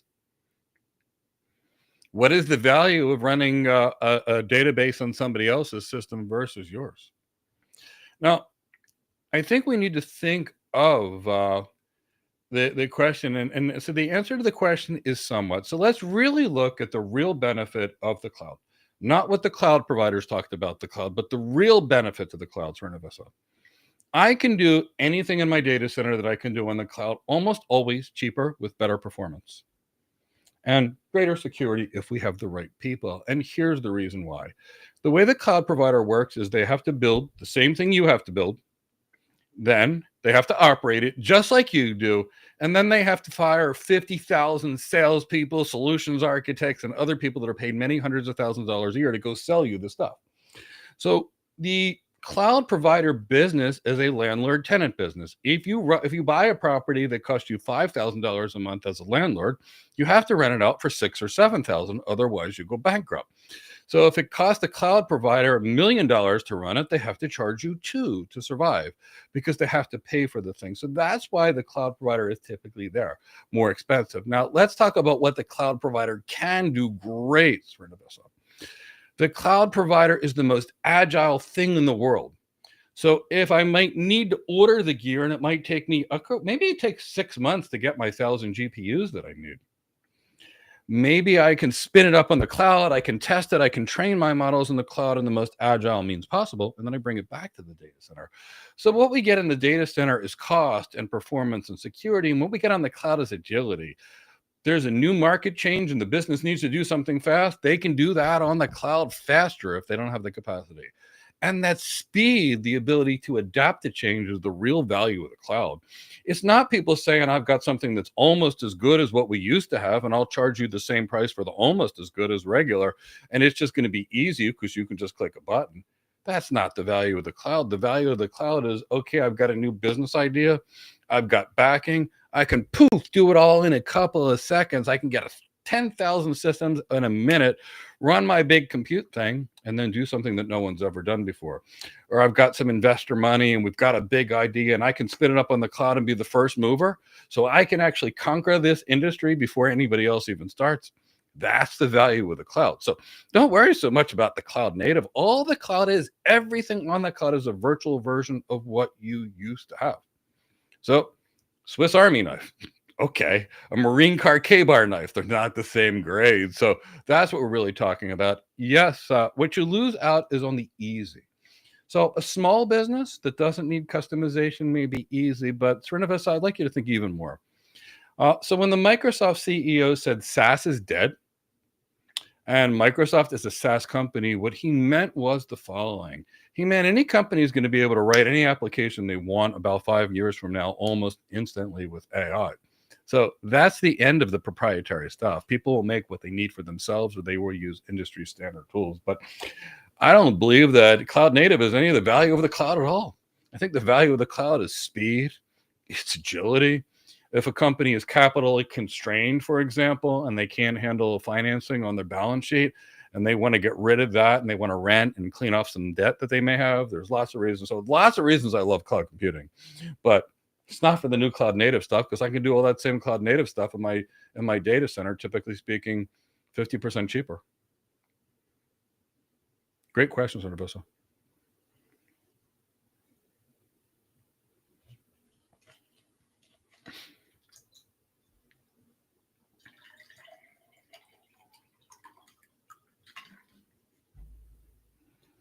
And how do you go about keeping security and governance consistent across hybrid and multi-cloud setups? Security, well, governance starts from the architects getting the executives to work together, to get stakeholder buy-in, to create the proper architectures that have the proper change control, incident response procedures, all that stuff. All that stuff's the reality between what goes into the governance. Now, the multi-cloud security becomes fairly easy when we use standard tools, which we're going to talk about next. Now, anytime we add security, we do lose flexibility. So you're always going to have that trade-off. Increase security, cut flexibility. Increase security, increase the amount of work that people have to do. So the key with security really is like any other architecture thing. We have to quantify the assets that we have. We have to quantify the risk to those assets, and we have to build an appropriate risk mitigation plan to those assets.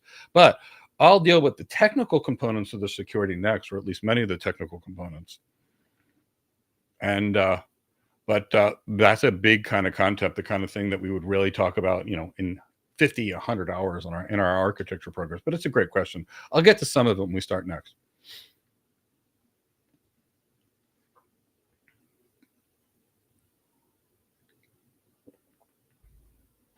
Slowing things down is another one. So it looks like 85% of the people have asked for a BGP workshop. 12% say that Cindy, the cat, has to be there. If anybody knows me, they know I love my cat. So, okay, Cindy and I will find a time to do a BGP webinar. And I will try to bring in some bonkers purr pops. Cindy can sit here and eat her little tuna lollipops that are shaped in hearts. They're really cute. I don't know. Now I'll get back to it. So I wanted to please my wife. I rescued a cat, and the next thing I realized I've got a new best friend. BGP is a border gateway protocol. It's a routing protocol used to connect external networks, like you to the internet or you to a cloud provider.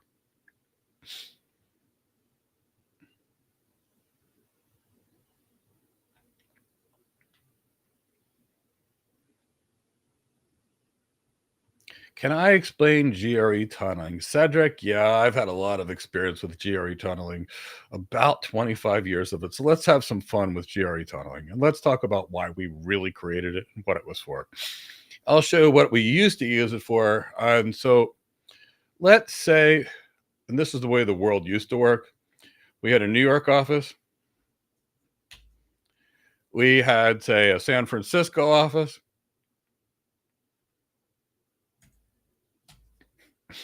We had a couple of routers, and we had a couple of routers. Let's say we had a network in between them.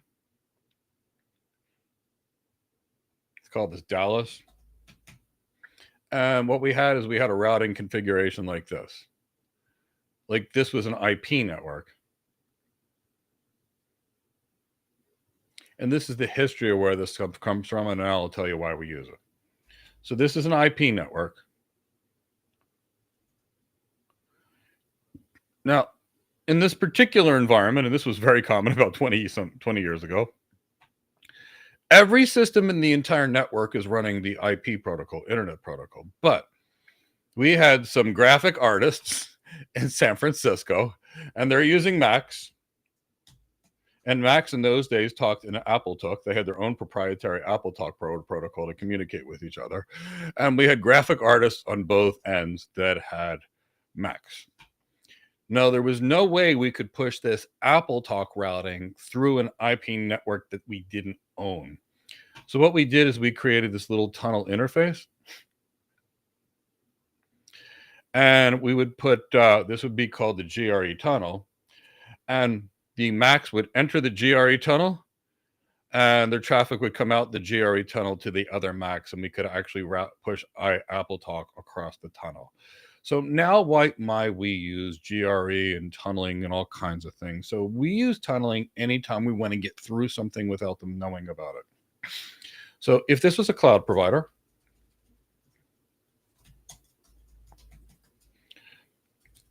so let's say we had this situation. We had a TV station.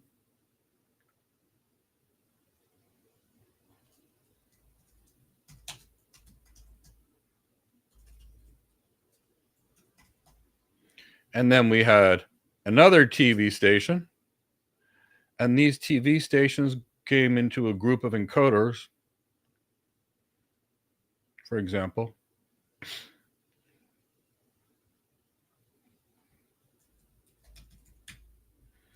And the encoders were connected in some way, shape, or form to this cloud provider.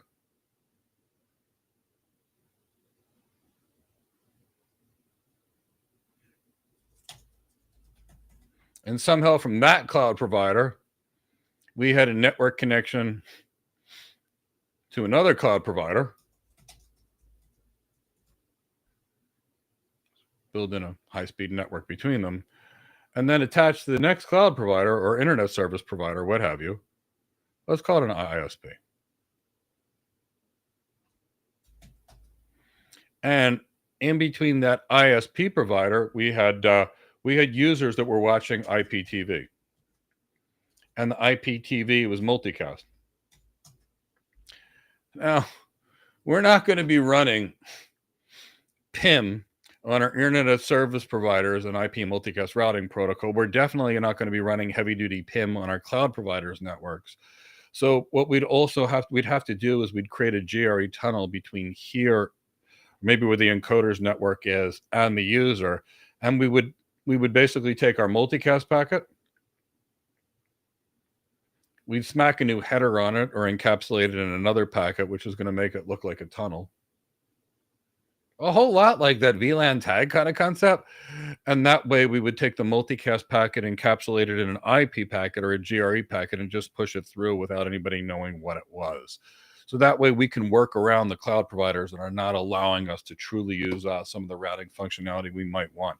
They support some multicast, but not. But that's typically what GRE tunneling is. We take a packet, we encapsulate it in another packet so we can send it in a way that nobody knows what it is, so that the network will push it when it might not push it otherwise. We may do this with certain firewalls and cloud providers, so there's lots of good reasons. Let me make sure I've got the right window up, and let me see if there was anything. These are really good questions. So let's get back to the content. Maybe give us a like, maybe subscribe to this channel, maybe invite a friend to this. Looks like we're doing another BGP workshop. So that sounds great. So let's start talking about certain things. Let's say we want web stuff. And there's a difference between web stuff versus internal stuff. But let's just use some web stuff for a little while. And let me show you the security that we naturally have in the data center that we don't have anything close to it in the cloud. So let's talk about maybe some cloud workarounds that we might want to do to get to some degree of security in the cloud. What I need everybody to understand that in data centers, if for externally facing things, this is what it looks like. Here's my data center. Everything in here has internal IP addresses. And the way it'll typically work is, let's say we will have, probably 2 firewalls.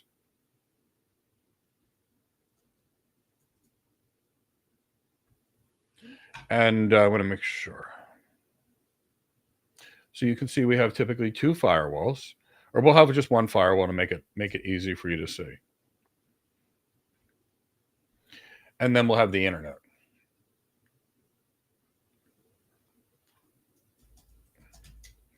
Now, this is really, really, really critical. I need everybody to understand this. The way this normally works is the way a firewall works, the way we would typically have is,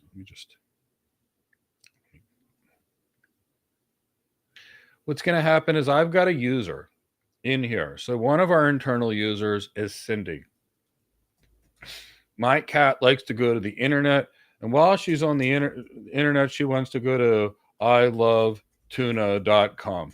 It's an exotic tuna website, for example. I hope it's not a real website. So Cindy goes through the firewall. The firewall says, oh, Cindy's going to ilovetuna.com. It creates a state or a table of that. Cindy's TCP SYN hits the ilovetuna.com. I Love Tuna reacts and sends an acknowledgement to Cindy's TCP SYN and opens up a SYN to start a connection with Cindy and sends it back. And then Cindy says, yes, I acknowledge your connect. And now we've got a connection between Cindy and going back and forth. The key was the firewall saw Cindy's traffic came out and it allowed her traffic to come back because it recognized Cindy's coming out to the internet. But now, Cindy has this cat nemesis. I call it Catty. It's a beautiful cat that comes to the house every single day and terrifies my cat. Cindy hisses at it. She hates it. It's a nice cat, but Cindy doesn't like it. So not a fan. So now Catty wants to communicate with Cindy. So Catty hits through the internet, hits the firewall, and is rejected. So what I need you to understand is in a normal network, nothing on the inside is ever reachable from the outside. So what does this mean with web stuff? What this means with web stuff is I put my web stuff in something called the demilitarized zone out here. And I'm going to draw what a good demilitarized zone is going to look like for security soon. But we create this DMZ. We may create multiple DMZs. So let's say we've got a web server here. In the demilitarized zone, specifically this one, what do we have to allow in? We typically have to allow TCP port 443, which is HTTPS, right? So we're going to allow in TCP port 443.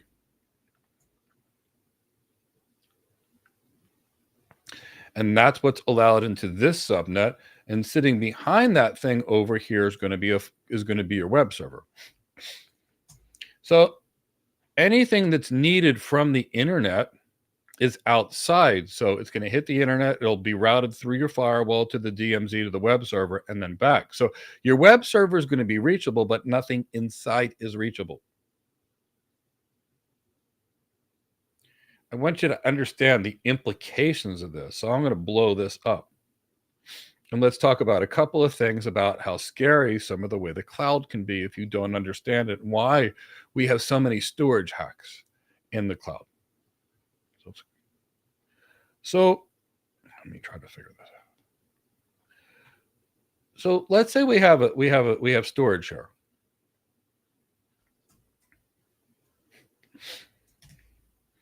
Now, in this particular case, my buddy Billy Bob, there's no disrespect to the name Billy Bob. But Billy Bob stores something in the storage in the data center, and he sets the wrong permissions. Guess what? The only people that could ever even potentially find it are already inside the network, already authorized employees. Now, that's not perfect, but the 50,000 employees in a company is a whole lot better than the 7 billion people in the world. So understand, if Billy Bob makes an error here, it's not that big of a deal because nobody can see it outside the environment too. Now let's change this to the cloud provider. So when I create cloud DMZ, you might look at it differently. Now let's look at the cloud provider. In here you've got your VPC, if you're not careful how you design it.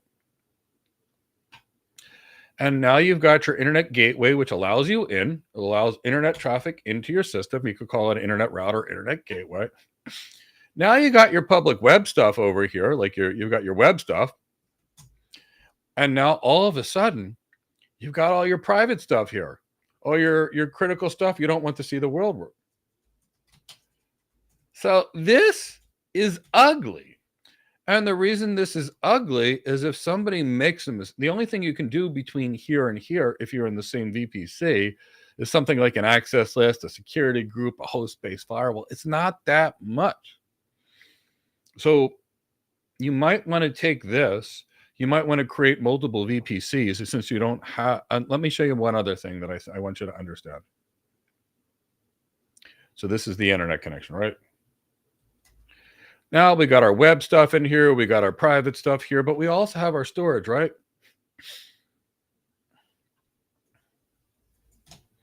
Now, Billy Bob comes back and Billy Bob sets the wrong permissions to public on something. Now, because the storage is already connected to the internet, all of the 7 billion people in the world can see something because Billy Bob made this public.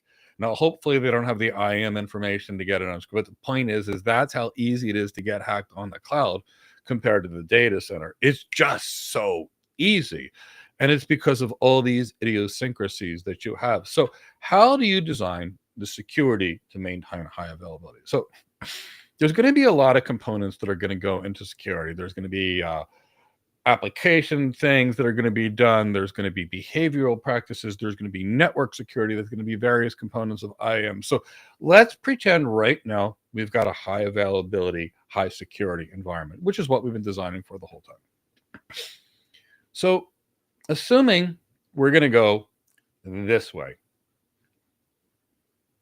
assuming we're reading in this direction, and I want to go to this direction for a reason. Typically in a movie, the bad actors come from this direction, and I want you to see the internet as an environment that's full of really, really, really terrifying bad actors. So realistically speaking, you're going to have your internet connections that we have to deal with that are going to get us to the internet. I typically like to put a content delivery network somewhere in here. There's where you could, but I'm just going to put it here for right now. And we're going to talk about why I want to make it simple to see out here. Now, as it stands right now, we're going to use content delivery networks for a couple of things. The first thing I want you to understand about these content delivery networks is they offload they actually offload the network and the servers quite a lot. But from a security perspective, here's what I want you to see. Let's say I'm trying to launch a DDoS attack at this CDN, and I launch a whole bunch of really bad traffic that's not supposed to be seen. And I launch a whole bunch of, say, TCP half-open connections or something pretty bad. The content delivery network will just drop it before it ever hits my system. So whenever you see a good content delivery network, they typically have some distributed denial of service protection. I've got videos on distributed denial of service on this channel if you're interested. So there'll be some service. Cloudflare blocks like 40% of the world's DDoS events. Akamai does a tremendous number. AWS has Shield. Everybody's got their own. Now, behind the internet, this is where it gets dangerous. You're going to need a firewall. Now, I don't want you, realistically speaking, you're probably going to need a next generation firewall. And the reason you're going to need a next generation firewall is you're going to need something that can look at layer 7. You're going to need a behavior-based firewall that can use some AI to say, oh, this stuff doesn't look good. Let's do something about it. So typically you're going to need something like a network load balancer, AWS, you can use that, or a gateway load balancer. It really doesn't matter, but you're going to use a load balance to balance between virtual firewalls. Now, in a normal environment, the firewalls can run a heartbeat with each other, but in this case, we're dealing with cloud providers, and we have to get virtual machines from the marketplace. So we'll get a next generation firewall. And there's a couple of them. Your big players are Cisco, Palo Alto, Fortinet, and Checkpoint. They've been around forever. They basically own this market, and they're great at it. What I want you to understand is not every firewall is the same. They don't work the same. So before I go back to this for a second, I want you to think of martial arts. Have you ever seen a master of Brazilian Jiu-Jitsu on the ground? I mean, a master, someone that spent their entire life. It's magnificent. Now, at the same time, if you've ever seen the strikes of a Muay Thai expert, a champion kickboxer, they're so powerful and they're so precision. Now, Muay Thai is great for standing up in mixed martial arts, but it's horrible when you're on the ground, where Jiu-Jitsu is better. So that's why martial artists like me study multiple martial arts through our lives. So no matter what the situation is, we're prepared for different things. So same thing when you defend your web servers. You typically want to use firewalls from 2 different vendors. And so, for example, let's say this is Cisco. Gotta look, because they make a great next generation firewall. We probably also want to use another one from another vendor. We're going to get a lot more security involved in this, because we barely breached anything yet. Now, at this point, we've got some security. You can see I've created 2 layers of next generation firewalls. So we've got something. I might, and I'll tell you what, oops, didn't mean to do that. I'm probably in a high security environment going to do this. I'm going to get another network load balancer, and you'll see, oops, didn't mean to do that. Try to shrink this one. I'm going to get another network load balancer. And guess what I'm going to have? Oops. You'll see why. I'm going to actually get 2 more. I'm going to typically get 2 IDS IPS systems, even though both firewall systems can do this.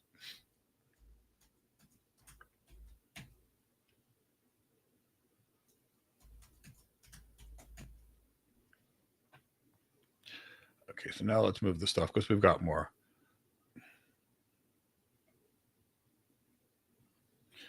Now, by the way, if someone did this to a Bastion host, it wouldn't be so bad if they protected it like this before they put it on the internet, but people don't do that. This is how you protect any host on the internet. So now at this point, now we're going to, practically speaking, have the load balancer that's going to front end our web servers. Realistically speaking, we may have an opportunity, depending upon where we're at, if we're in a cloud or not. We can probably add an access control list. Another network-based access, like an access control list, like on a router. AWS calls it a network ACL. Now here's our load balancer. No, we haven't even touched the server yet. We're going to have to come over. I'm going to need more space. And this is, how we would design, a high availability system, because it can get taken down so easily if your systems get hacked. So on the load balancer, we're going to try to do something like this. This part of the load balancer is going to have a public IP address. But usually speaking, before we go into this, we can create something like the most load balancers have like a little firewall functionality in them themselves. AWS gives you like a security group, but it's the same thing. So we'll put a security group to protect this. And just for argument's sake, I want you to know this is an external IP or a public IP.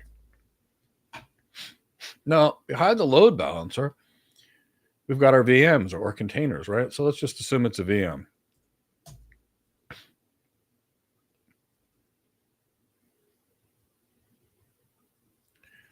The virtual machines that come out of the box aren't secure. So what you're going to have to do on these devices, you're going to have to harden them. And hardening these devices is going to involve things like patching them, removing unnecessary services, closing ports that show up upon scans that are there, putting a host-based firewall in this system, some host-based anti-malware, some potential IDS, IPS stuff, and other agents that are running there. So this is just to protect the web servers. Now, what I want you to understand, and this is really going to be a key, and this is, we're going to run this across all of our clouds. So first is these firewalls that are Cisco and, say, Palo Alto.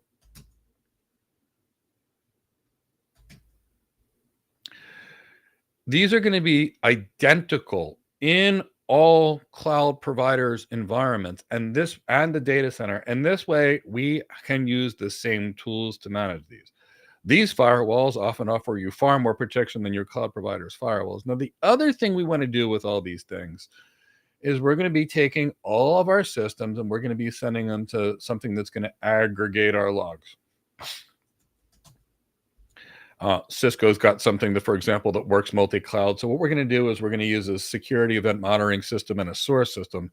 And what it's going to do is it's going to get the logs from everything we have. And it's going to be sending these logs to these SIEM systems. And, you know, if we're in today's modern world, we're going to use an AI-enabled SIEM system. And if the SIEM system notices something, it can actually block the attacks that are coming in at real time.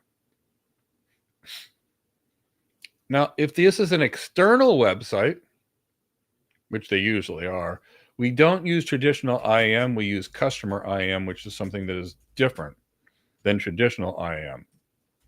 And that's more geared towards customers. So we've got something here for the website, but let's talk about what we're going to use internally to kind of keep our stuff secure. What are going to be the blueprints of, you know, this kind of security architecture that we would think of for a multi-cloud environment? Well, what are we going to need and where are we going to need it? We're going to need some good, strong IAM. Okay, so let's talk about what IAM is. Identity and access management is determining who you are, what you're allowed to do, and keeping track of what you've done. That is it. So we used to call it AAA authentication, which means determining who you are, authorization, which is what you are allowed to do, and accounting, which is keeping track of what you've actually done. So that's all of what we're going to be using. So I want you to think about what people normally do for security versus what people could be doing for security. And let's walk through what you would typically use in a modern environment like this, and we'll talk about how easy this would be to use in everything we're going to use. Bear with me. I'm going to see if I can. We'll see. We have to set this up.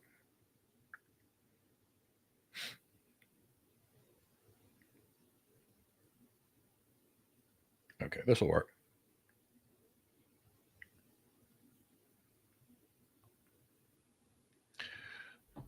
So let me show you the way normal IAM works, and then after this, we're going to come back and give you your architectural choices.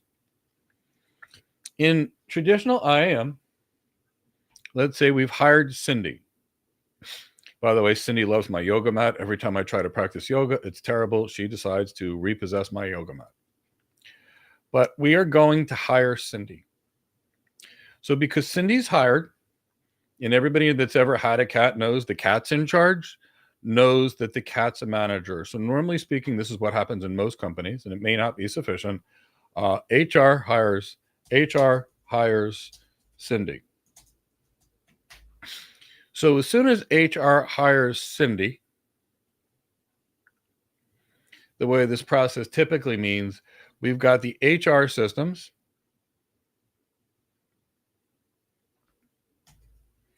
and the HR systems are integrated into the company's directory service, IAM system, what have you.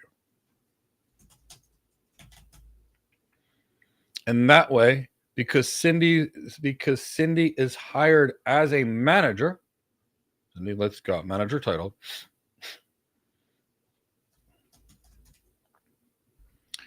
She gets put into an IAM. She gets put into the group. The IAM system puts her into a group called managers.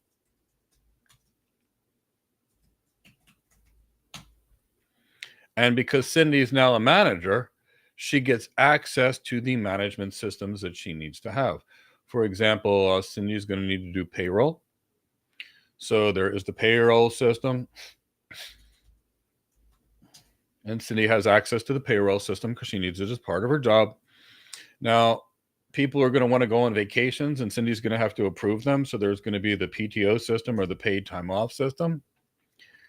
Now, maybe there's a reimbursement system, for example. So she might need, and when an employee spends money, so expense reimbursement.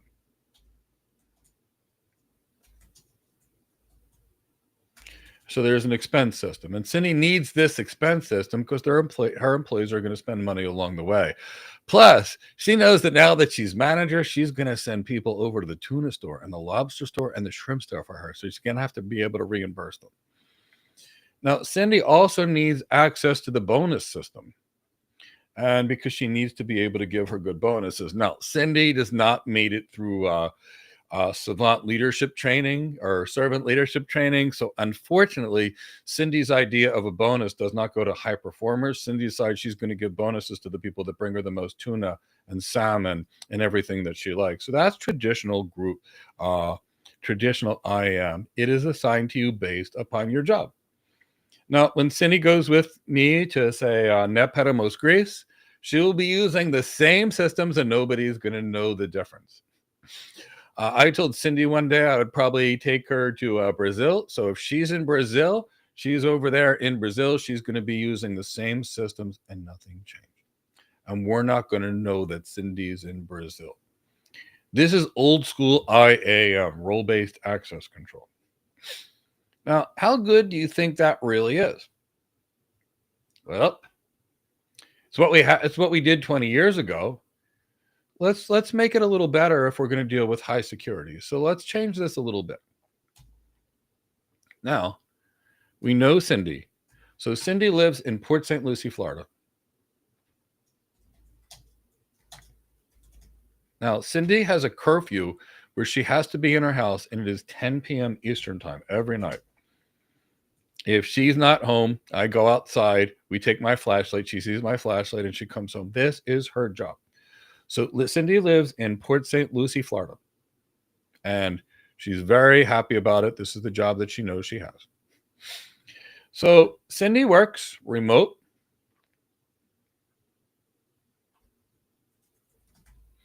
Let's say this is the campus. Cindy has a great internet connection, and she's got a VPN over here. Well, she's got a VPN that she signs up when she wants to. Cindy logs in during work hours, and Cindy's work hours are, let's say, 10 to 4, because she needs to take a lot of naps along the way. And she's busy chasing things. So Cindy signs in from her VPN from Port St. Lucie at 12 o'clock, which is her work time, and she gets allowed in. And that's what's supposed to happen. Everybody's really happy here. Cindy logs in the next day. It's at noon. She's logged in. Everything's good. Now, all of a sudden, Cindy is no longer in Port St. Lucie. Now, there's a login with Cindy's login information. And this login with Cindy's information, now this login is coming from Mysore. Now, I know my cat Cindy loves the Ashtanga yoga, and I know she'd love to see the Joyce family in Mysore, India, but Cindy doesn't jump on airplanes and go to Mysore, India. So now if Cindy's login through an IPsec tunnel decides to come to the campus says, wait a second, Cindy, you're not supposed to be in Mysore. You're supposed to be in Port St. Lucie. And it can either not let her in, or it can issue her another challenge that says, or you Cindy, and then they give her a key, and then she has to enter something on her key code, and she's good. So that's more context-aware IAM. So if we're going to design high availability, and security is part of high availability, we're going to need something a little more intelligent than role-based access control. for most environments, and that's typically context aware. There's a video on context aware IAM. It's pretty important. If you're unfamiliar, my team will drop that in the chat box. I think it'll be very helpful for you as you think about cybersecurity architecture fundamentals and cloud security architecture fundamentals. So kind of keep that in the back of your mind. So if this protected our environment, we're still not done. So if we went back to this environment, so the data center environment like this, remember, everything is super secure and it's outside of our environment. So how do we lock it down? Well, we do a couple things. So let's talk a little bit about route security. So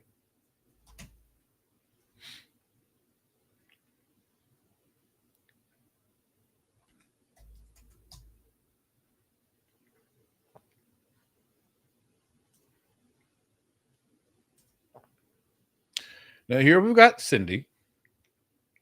And Cindy wants to get to this store. Actually, she wants to get to the tuna market in Japan, the sushi market. She wants the freshest sushi and sashimi. She's gone to Japan for it, okay? She loves that. But see, there's this little problem. Cindy can't get there because she doesn't have a route to the sushi market. So because she doesn't have a route, it's somewhat secure. And what do I mean by this? If we have two routers, a router here and a router here, and we've got this subnet over here, let's draw an Ethernet segment. And let's say this subnet is 172.16.1.1/30.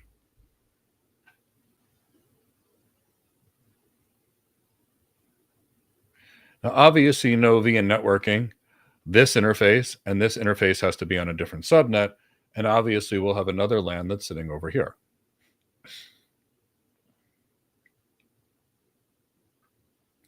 Now we've got a PC that's sitting over here. Let's see what route. Let's build a routing table real quick so you can understand this. So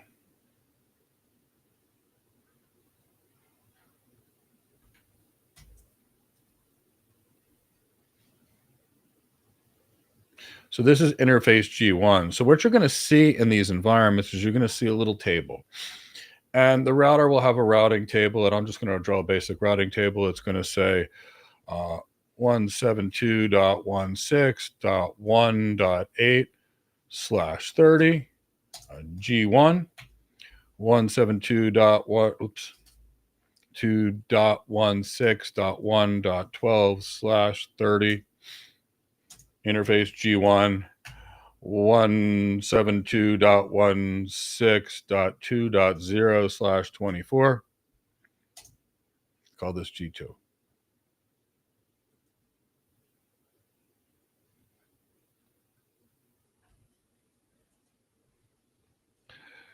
So what you'll see is each one of these routers is going to have a little table that's going to be a map. And it's going to say, to reach the 172.16.1.8 subnet, go out that link. And the router will know that. And it'll say, to reach the 172.16.1.12, go out this link. To reach 172.16.2.0, go out this link. It's directly connected. And here's your PC.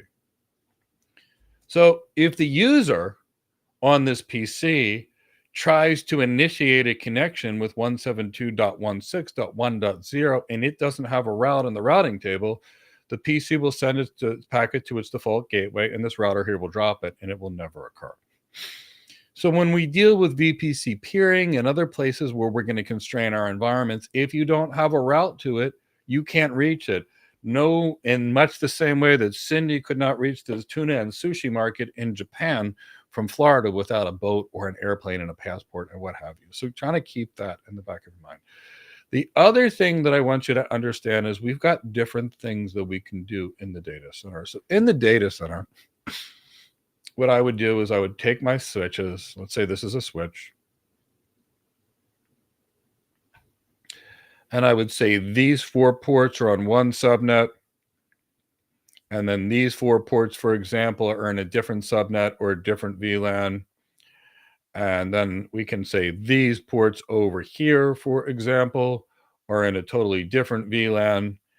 And by doing it this way, the users in this VLAN will not be able to speak to the users in this VLAN or the users in this VLAN, even though they're in the same switch, unless you route between them.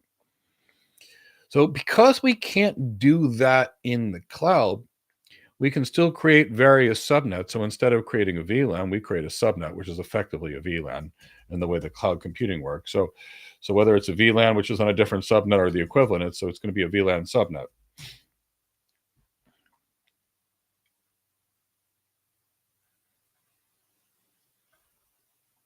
Let's add it to all of them.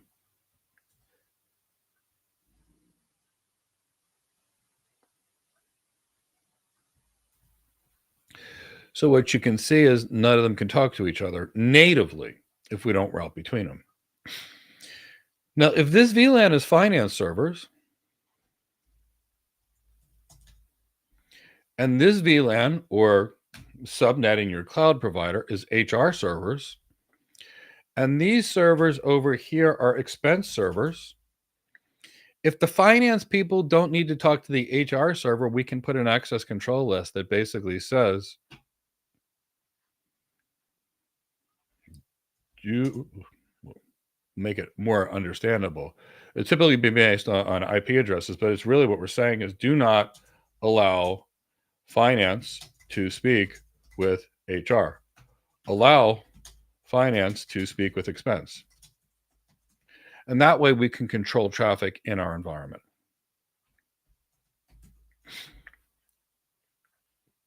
So we talked about some better IAM strategies. We talked about hardening operating systems by removing various components like unnecessary services. We talked about patching. We talked about anti-malware. We talked about a few other things. So we hit a lot of big issues here. Now, we talked about SIEM systems. We're talking about logging things. So let's talk about some other things that need to occur. So let's go back to this system. This is what realistically is going on our cloud, our private cloud. This is going back to our data center. All this stuff periodically is going to have stuff that needs to be managed.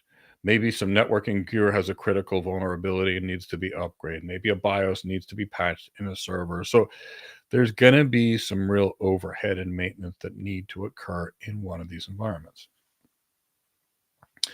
As we get into higher availability systems, what happens if this server is a production server that's being used for Wall Street trading, say this entire rack, and somebody decides to power cycle this rack during the business workday? Well, then this entire rack is off, and that customer could be in a lot of trouble. Now, I have seen people do this, literally just speak and not know, and just power cycle a whole rack, turn it back on, and take an entire bank down. Yes, you'd be surprised the terrifying things you see.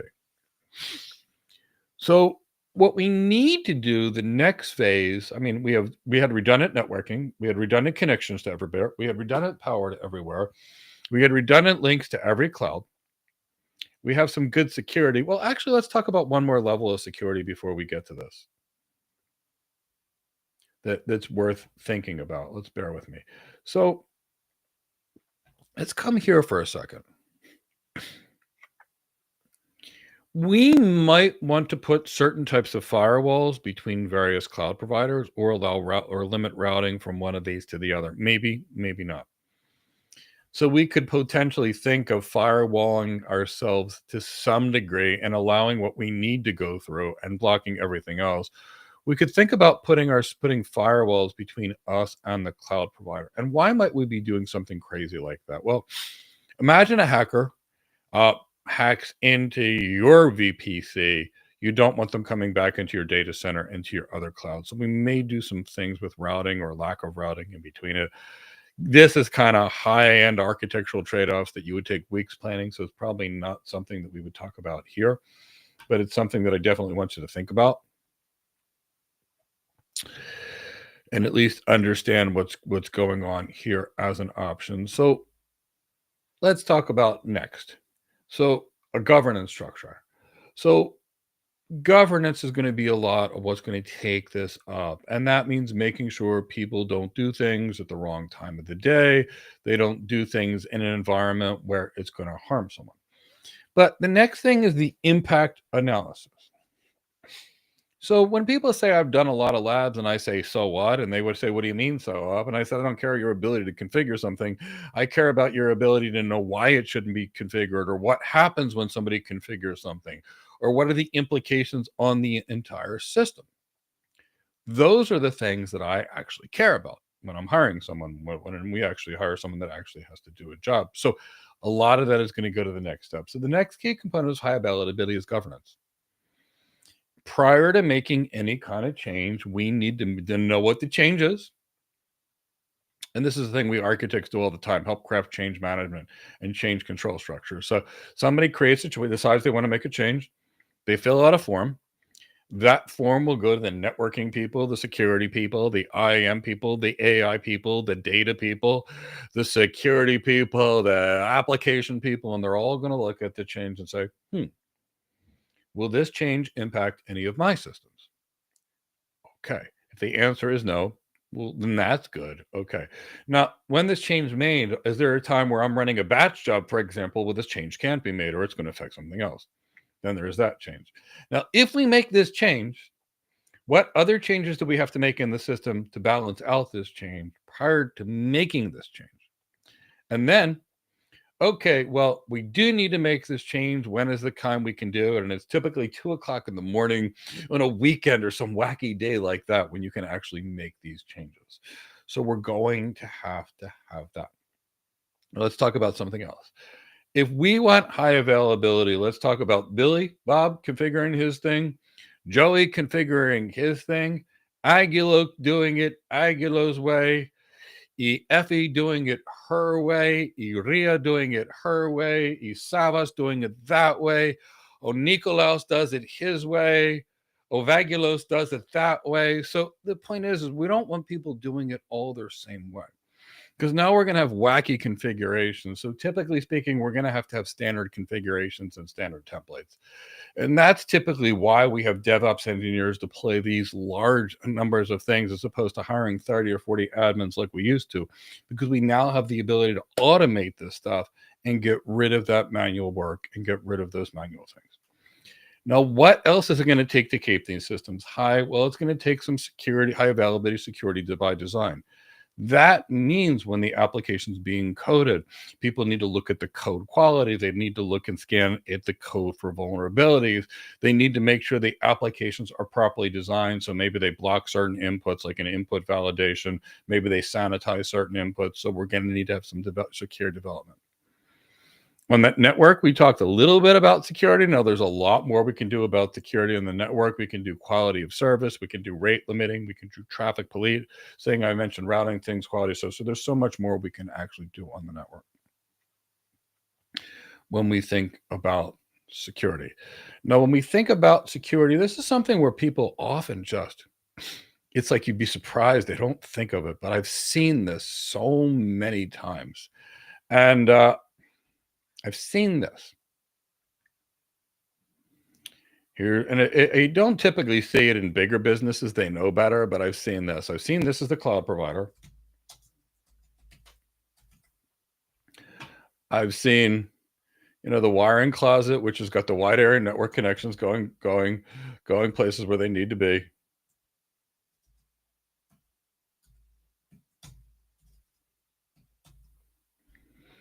And then I've seen, literally speaking, open LAN ports that are just heading over here, where all you need to do is plug your PC into a LAN, and all of a sudden, you're now connected over the wide area network to the cloud provider.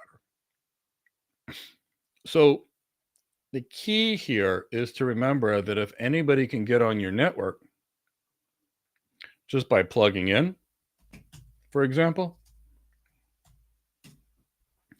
now they can get on your system. So that means two things. One degree is physical security. We don't want to let anybody be able to touch this.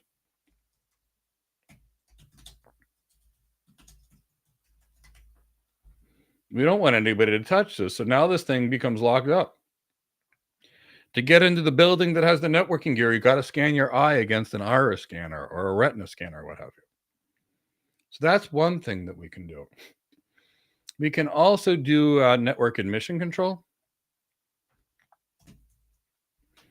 And whether it's 802.1x or something else, the way this is going to work is, let's say I've got a MAC address that looks like this. Oops, I don't want an L on there. L's not hex. Bear with me. 1, 2, 3.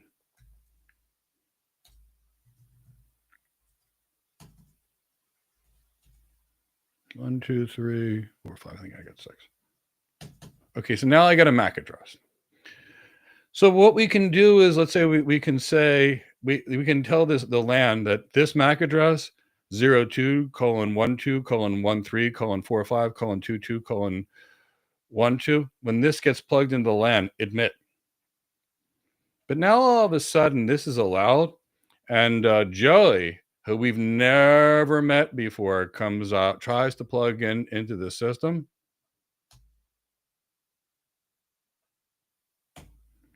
And this person tries to plug in and the switch says, not admitted, not admitted, not admitted. So we need to make sure that anything that's actually connecting to the cloud doesn't enable people to come on. So if we look at the majority of what we've described today, what are we really talking about? We're talking about no single points of failure. We're talking about redundant routers. We're talking about redundant switches. We're talking about redundant power. We're talking about redundant cabling. We are talking about redundant servers. We are talking about redundant clouds. We are talking about redundant data centers per cloud. We are talking about backup situations, disaster recovery situations, incident control procedures, security. It takes everything, including, what are we talking about? Governance, change control, and everything else. So we covered a lot. Let's see if anybody has any questions.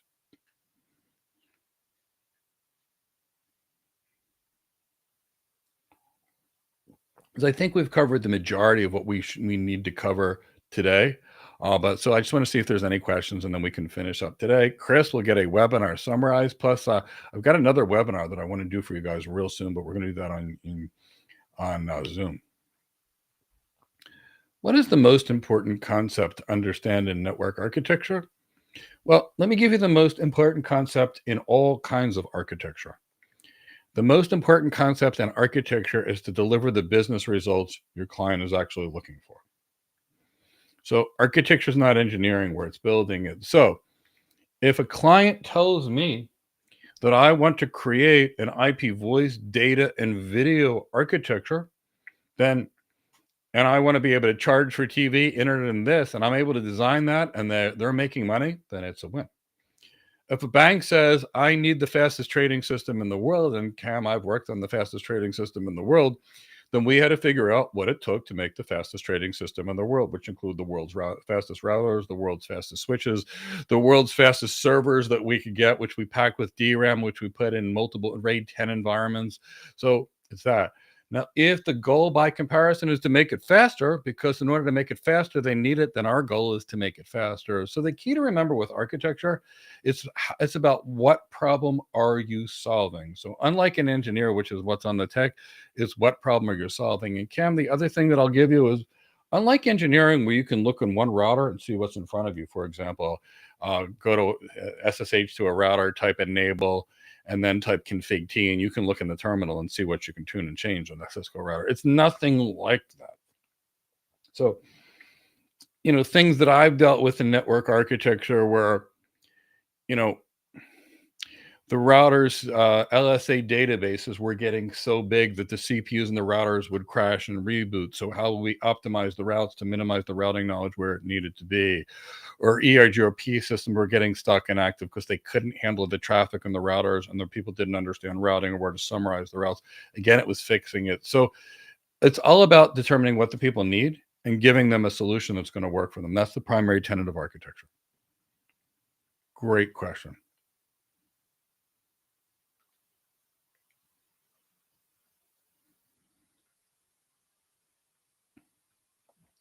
Mike, can I talk about shortest path bridging and how much it can be a simpler alternative to L2 and L3 VPNs to get rid of spanning tree?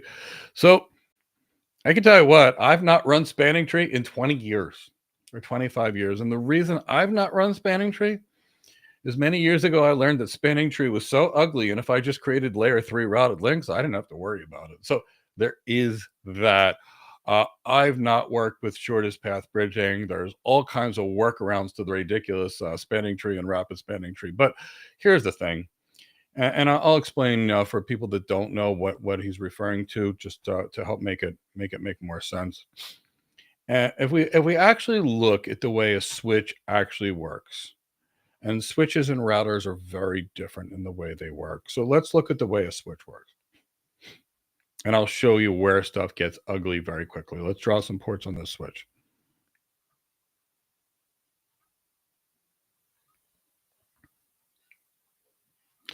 So the way a switch works is when we get a new frame or a broadcast frame. So let's say we've got a destination MAC address. So we want to send this frame to MAC address, let's say 11:22:33:44:55:66:77. That'll work. That's 1, 2, 3, 4, 5, 6. Whoops, I got one too many things here to be a MAC address. Sorry. So what'll happen is this frame comes in, and and because it's a switch, if the switch knows where to send it because it's in its table, it'll send the frame out that port. But when a switch gets an unknown frame, what it does is it recreates it and sends it out every single port on the switch except the one it came in on. So if it came in on here, it'll come in on this port and be forwarded out every time. So 4 copies will be sent. Now, the problem becomes is, and ultimately, let's talk about what would normally happen first, and then we'll get into the problem. So this frame comes in, it hits the switch, and then this little PC over here says, I have that MAC address. Future flows go straight in here and out here, and then vice versa between these two because they know each other's MAC address. The switches have a table. It's called content addressable memory, and they build the table of MAC addresses. So let's stop this for a second. And now let's create 4 connections to another switch over here. And you'll see the problem really, really fast. At least I hope you will, everybody. And then you'll see why we're dealing with this. So in this environment, here's what's going to happen.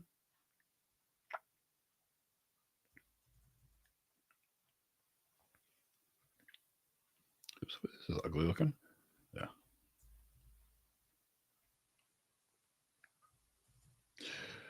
So let's say we're trying to reach that same MAC address. Let me just steal a MAC address, so I don't have to retype something. That's not the one.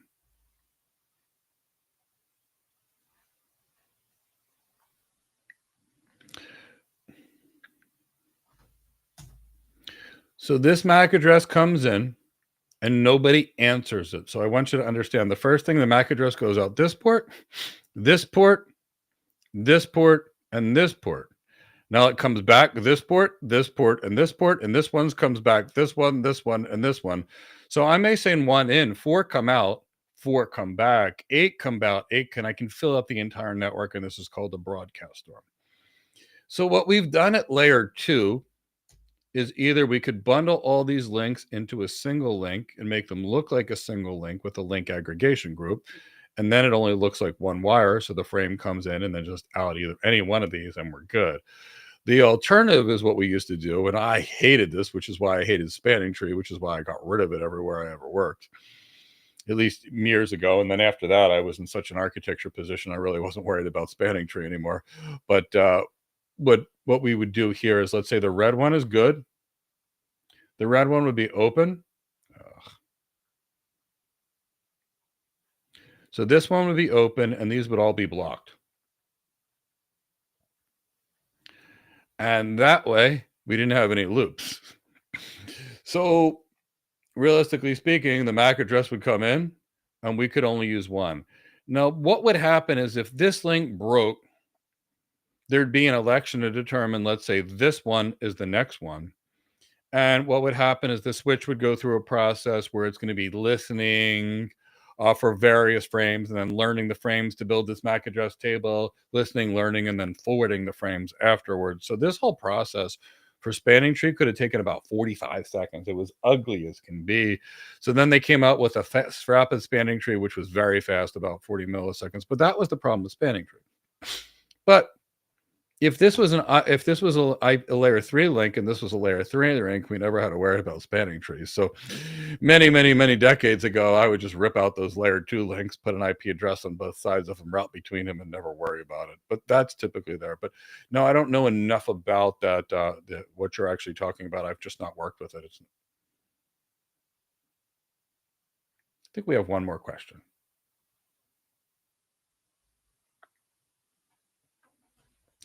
What difference does it make if all firewalls have the same ports open? It means the same logic is running on all firewalls. If a hack happens, it will happen due to the same logic. Not at all. Okay, so here's the difference. So let me go back to my martial arts philosophy, and then I'll do it. So every firewall is going to listen to the same username and password. Now, every firewall does things differently. You know, I learned one knife defense many years ago that was this: block and punch at the same time. Boom. That was the knife defense. And that worked great against an untrained attacker. Now, years later, I learned Eskrima, and when someone came at me with that knife defense, I passed the thing. I was taught to cut the arm and then cut the arm on the way back. It was a more effective defense because the Eskrima in the Philippines was geared towards night fighting, and the other martial art was geared towards what do you teach a military in less than 2 weeks before you send them off. So now let's extrapolate this to reality of having 2 sets of next generation firewalls. So maybe it'll make more sense for you because I can see where you'd have this logic. So, and we're not using it for the reasons you think they are. So I want you to see the difference. So both of these firewalls, if we say allow TCP port 443 to come through, will do the identical thing.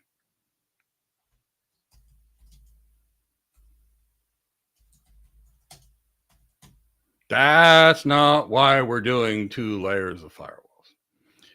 Now, let's say this is the Cisco firewall for argument's sake, and let's say the hacker found a vulnerability in the Cisco router software, or the kernel of the Cisco router software. Now, maybe this one is Checkpoint, and the Checkpoint firewall will not have the same security vulnerabilities that the Cisco have because they've been coded by different people in different parts of the world, in different companies. So we have that. Now, the Cisco firewall's AI may notice a DDoS attack that the Checkpoint one might miss. The Checkpoint's AI in its behavioral anomaly detection will often detect things that Cisco will miss. And the reason is they're using different AI models and they're using different training data sets on the firewalls at Cisco and the firewalls at Palo Alto. So we've got variations in the algorithms inside the firewalls, variations in the effectiveness of the firewalls, and variations in the AI between them. So no, that's exactly why we do this. And that's exactly why we won't be hacked by using a second one. That is a really good question, but I hope that made sense to you. Great question. Okay, well, I hope you all had a great time in this hybrid multi-cloud architecture workshop we did today. On Monday, we're going to run a webinar on how to become a cloud architect. I'd love to join you. We'll talk about what we do in the role, the skills you need, how to bypass HR, and keep that in the back of your mind. We will be doing a BGP workshop in 2 weeks. I think it's 2 weeks we should schedule it. I'm also going to be doing a workshop on Zoom coming soon on why you're not getting hired. And the reason I'm going to run this website is so many people think they're not getting hired for the wrong reasons. When you go on an interview and you can't hire someone, you often don't tell them the reason you can't hire them. So I'm going to run something private on Zoom we're going to get a certain number of volunteers, and I'll put them through the paces of a basic interview or something like that. And I'll be able to tell you, if you've been on more than 3 interviews and you haven't been hired, I'll be able to tell you the reason why. If you're properly trained, properly skilled, you go on 3 interviews and you should be hired. But if you're not, there's something. Could be interview tactics, could be gravitas, could be skills, could be explanations. And I don't want you to be in a position where you don't know why you're not getting hired. I want you to all have the jobs that you love. They're going to change your life, that are going to make you super happy. So I'm going to run one real soon. Please be a subscriber. Follow me on LinkedIn on very, very recently on why you're not getting hired. And then after that, we'll do a BGP webinar in the coming week. So hope that's fun. And I look forward to seeing you soon. And I hope to see you on Monday night. If you've enjoyed this, maybe give it a like. Subscribe to our channel, tell a friend to go watch this video, and share what we try to do here to help others and raise the architecture community. Thank you all. Give me a hashtag either Go Cloud Architects, or a hashtag Hybrid Multicloud, or a hashtag Multicloud, or anything like that, Multicloud Architecture. So we covered hybrid clouds, multicloud architecture. We talked about the benefits of the private cloud versus the benefits of the public clouds, how you fit them together, and how you make it work, and hybrid cloud. Thank you so much, everybody. Have a wonderful weekend.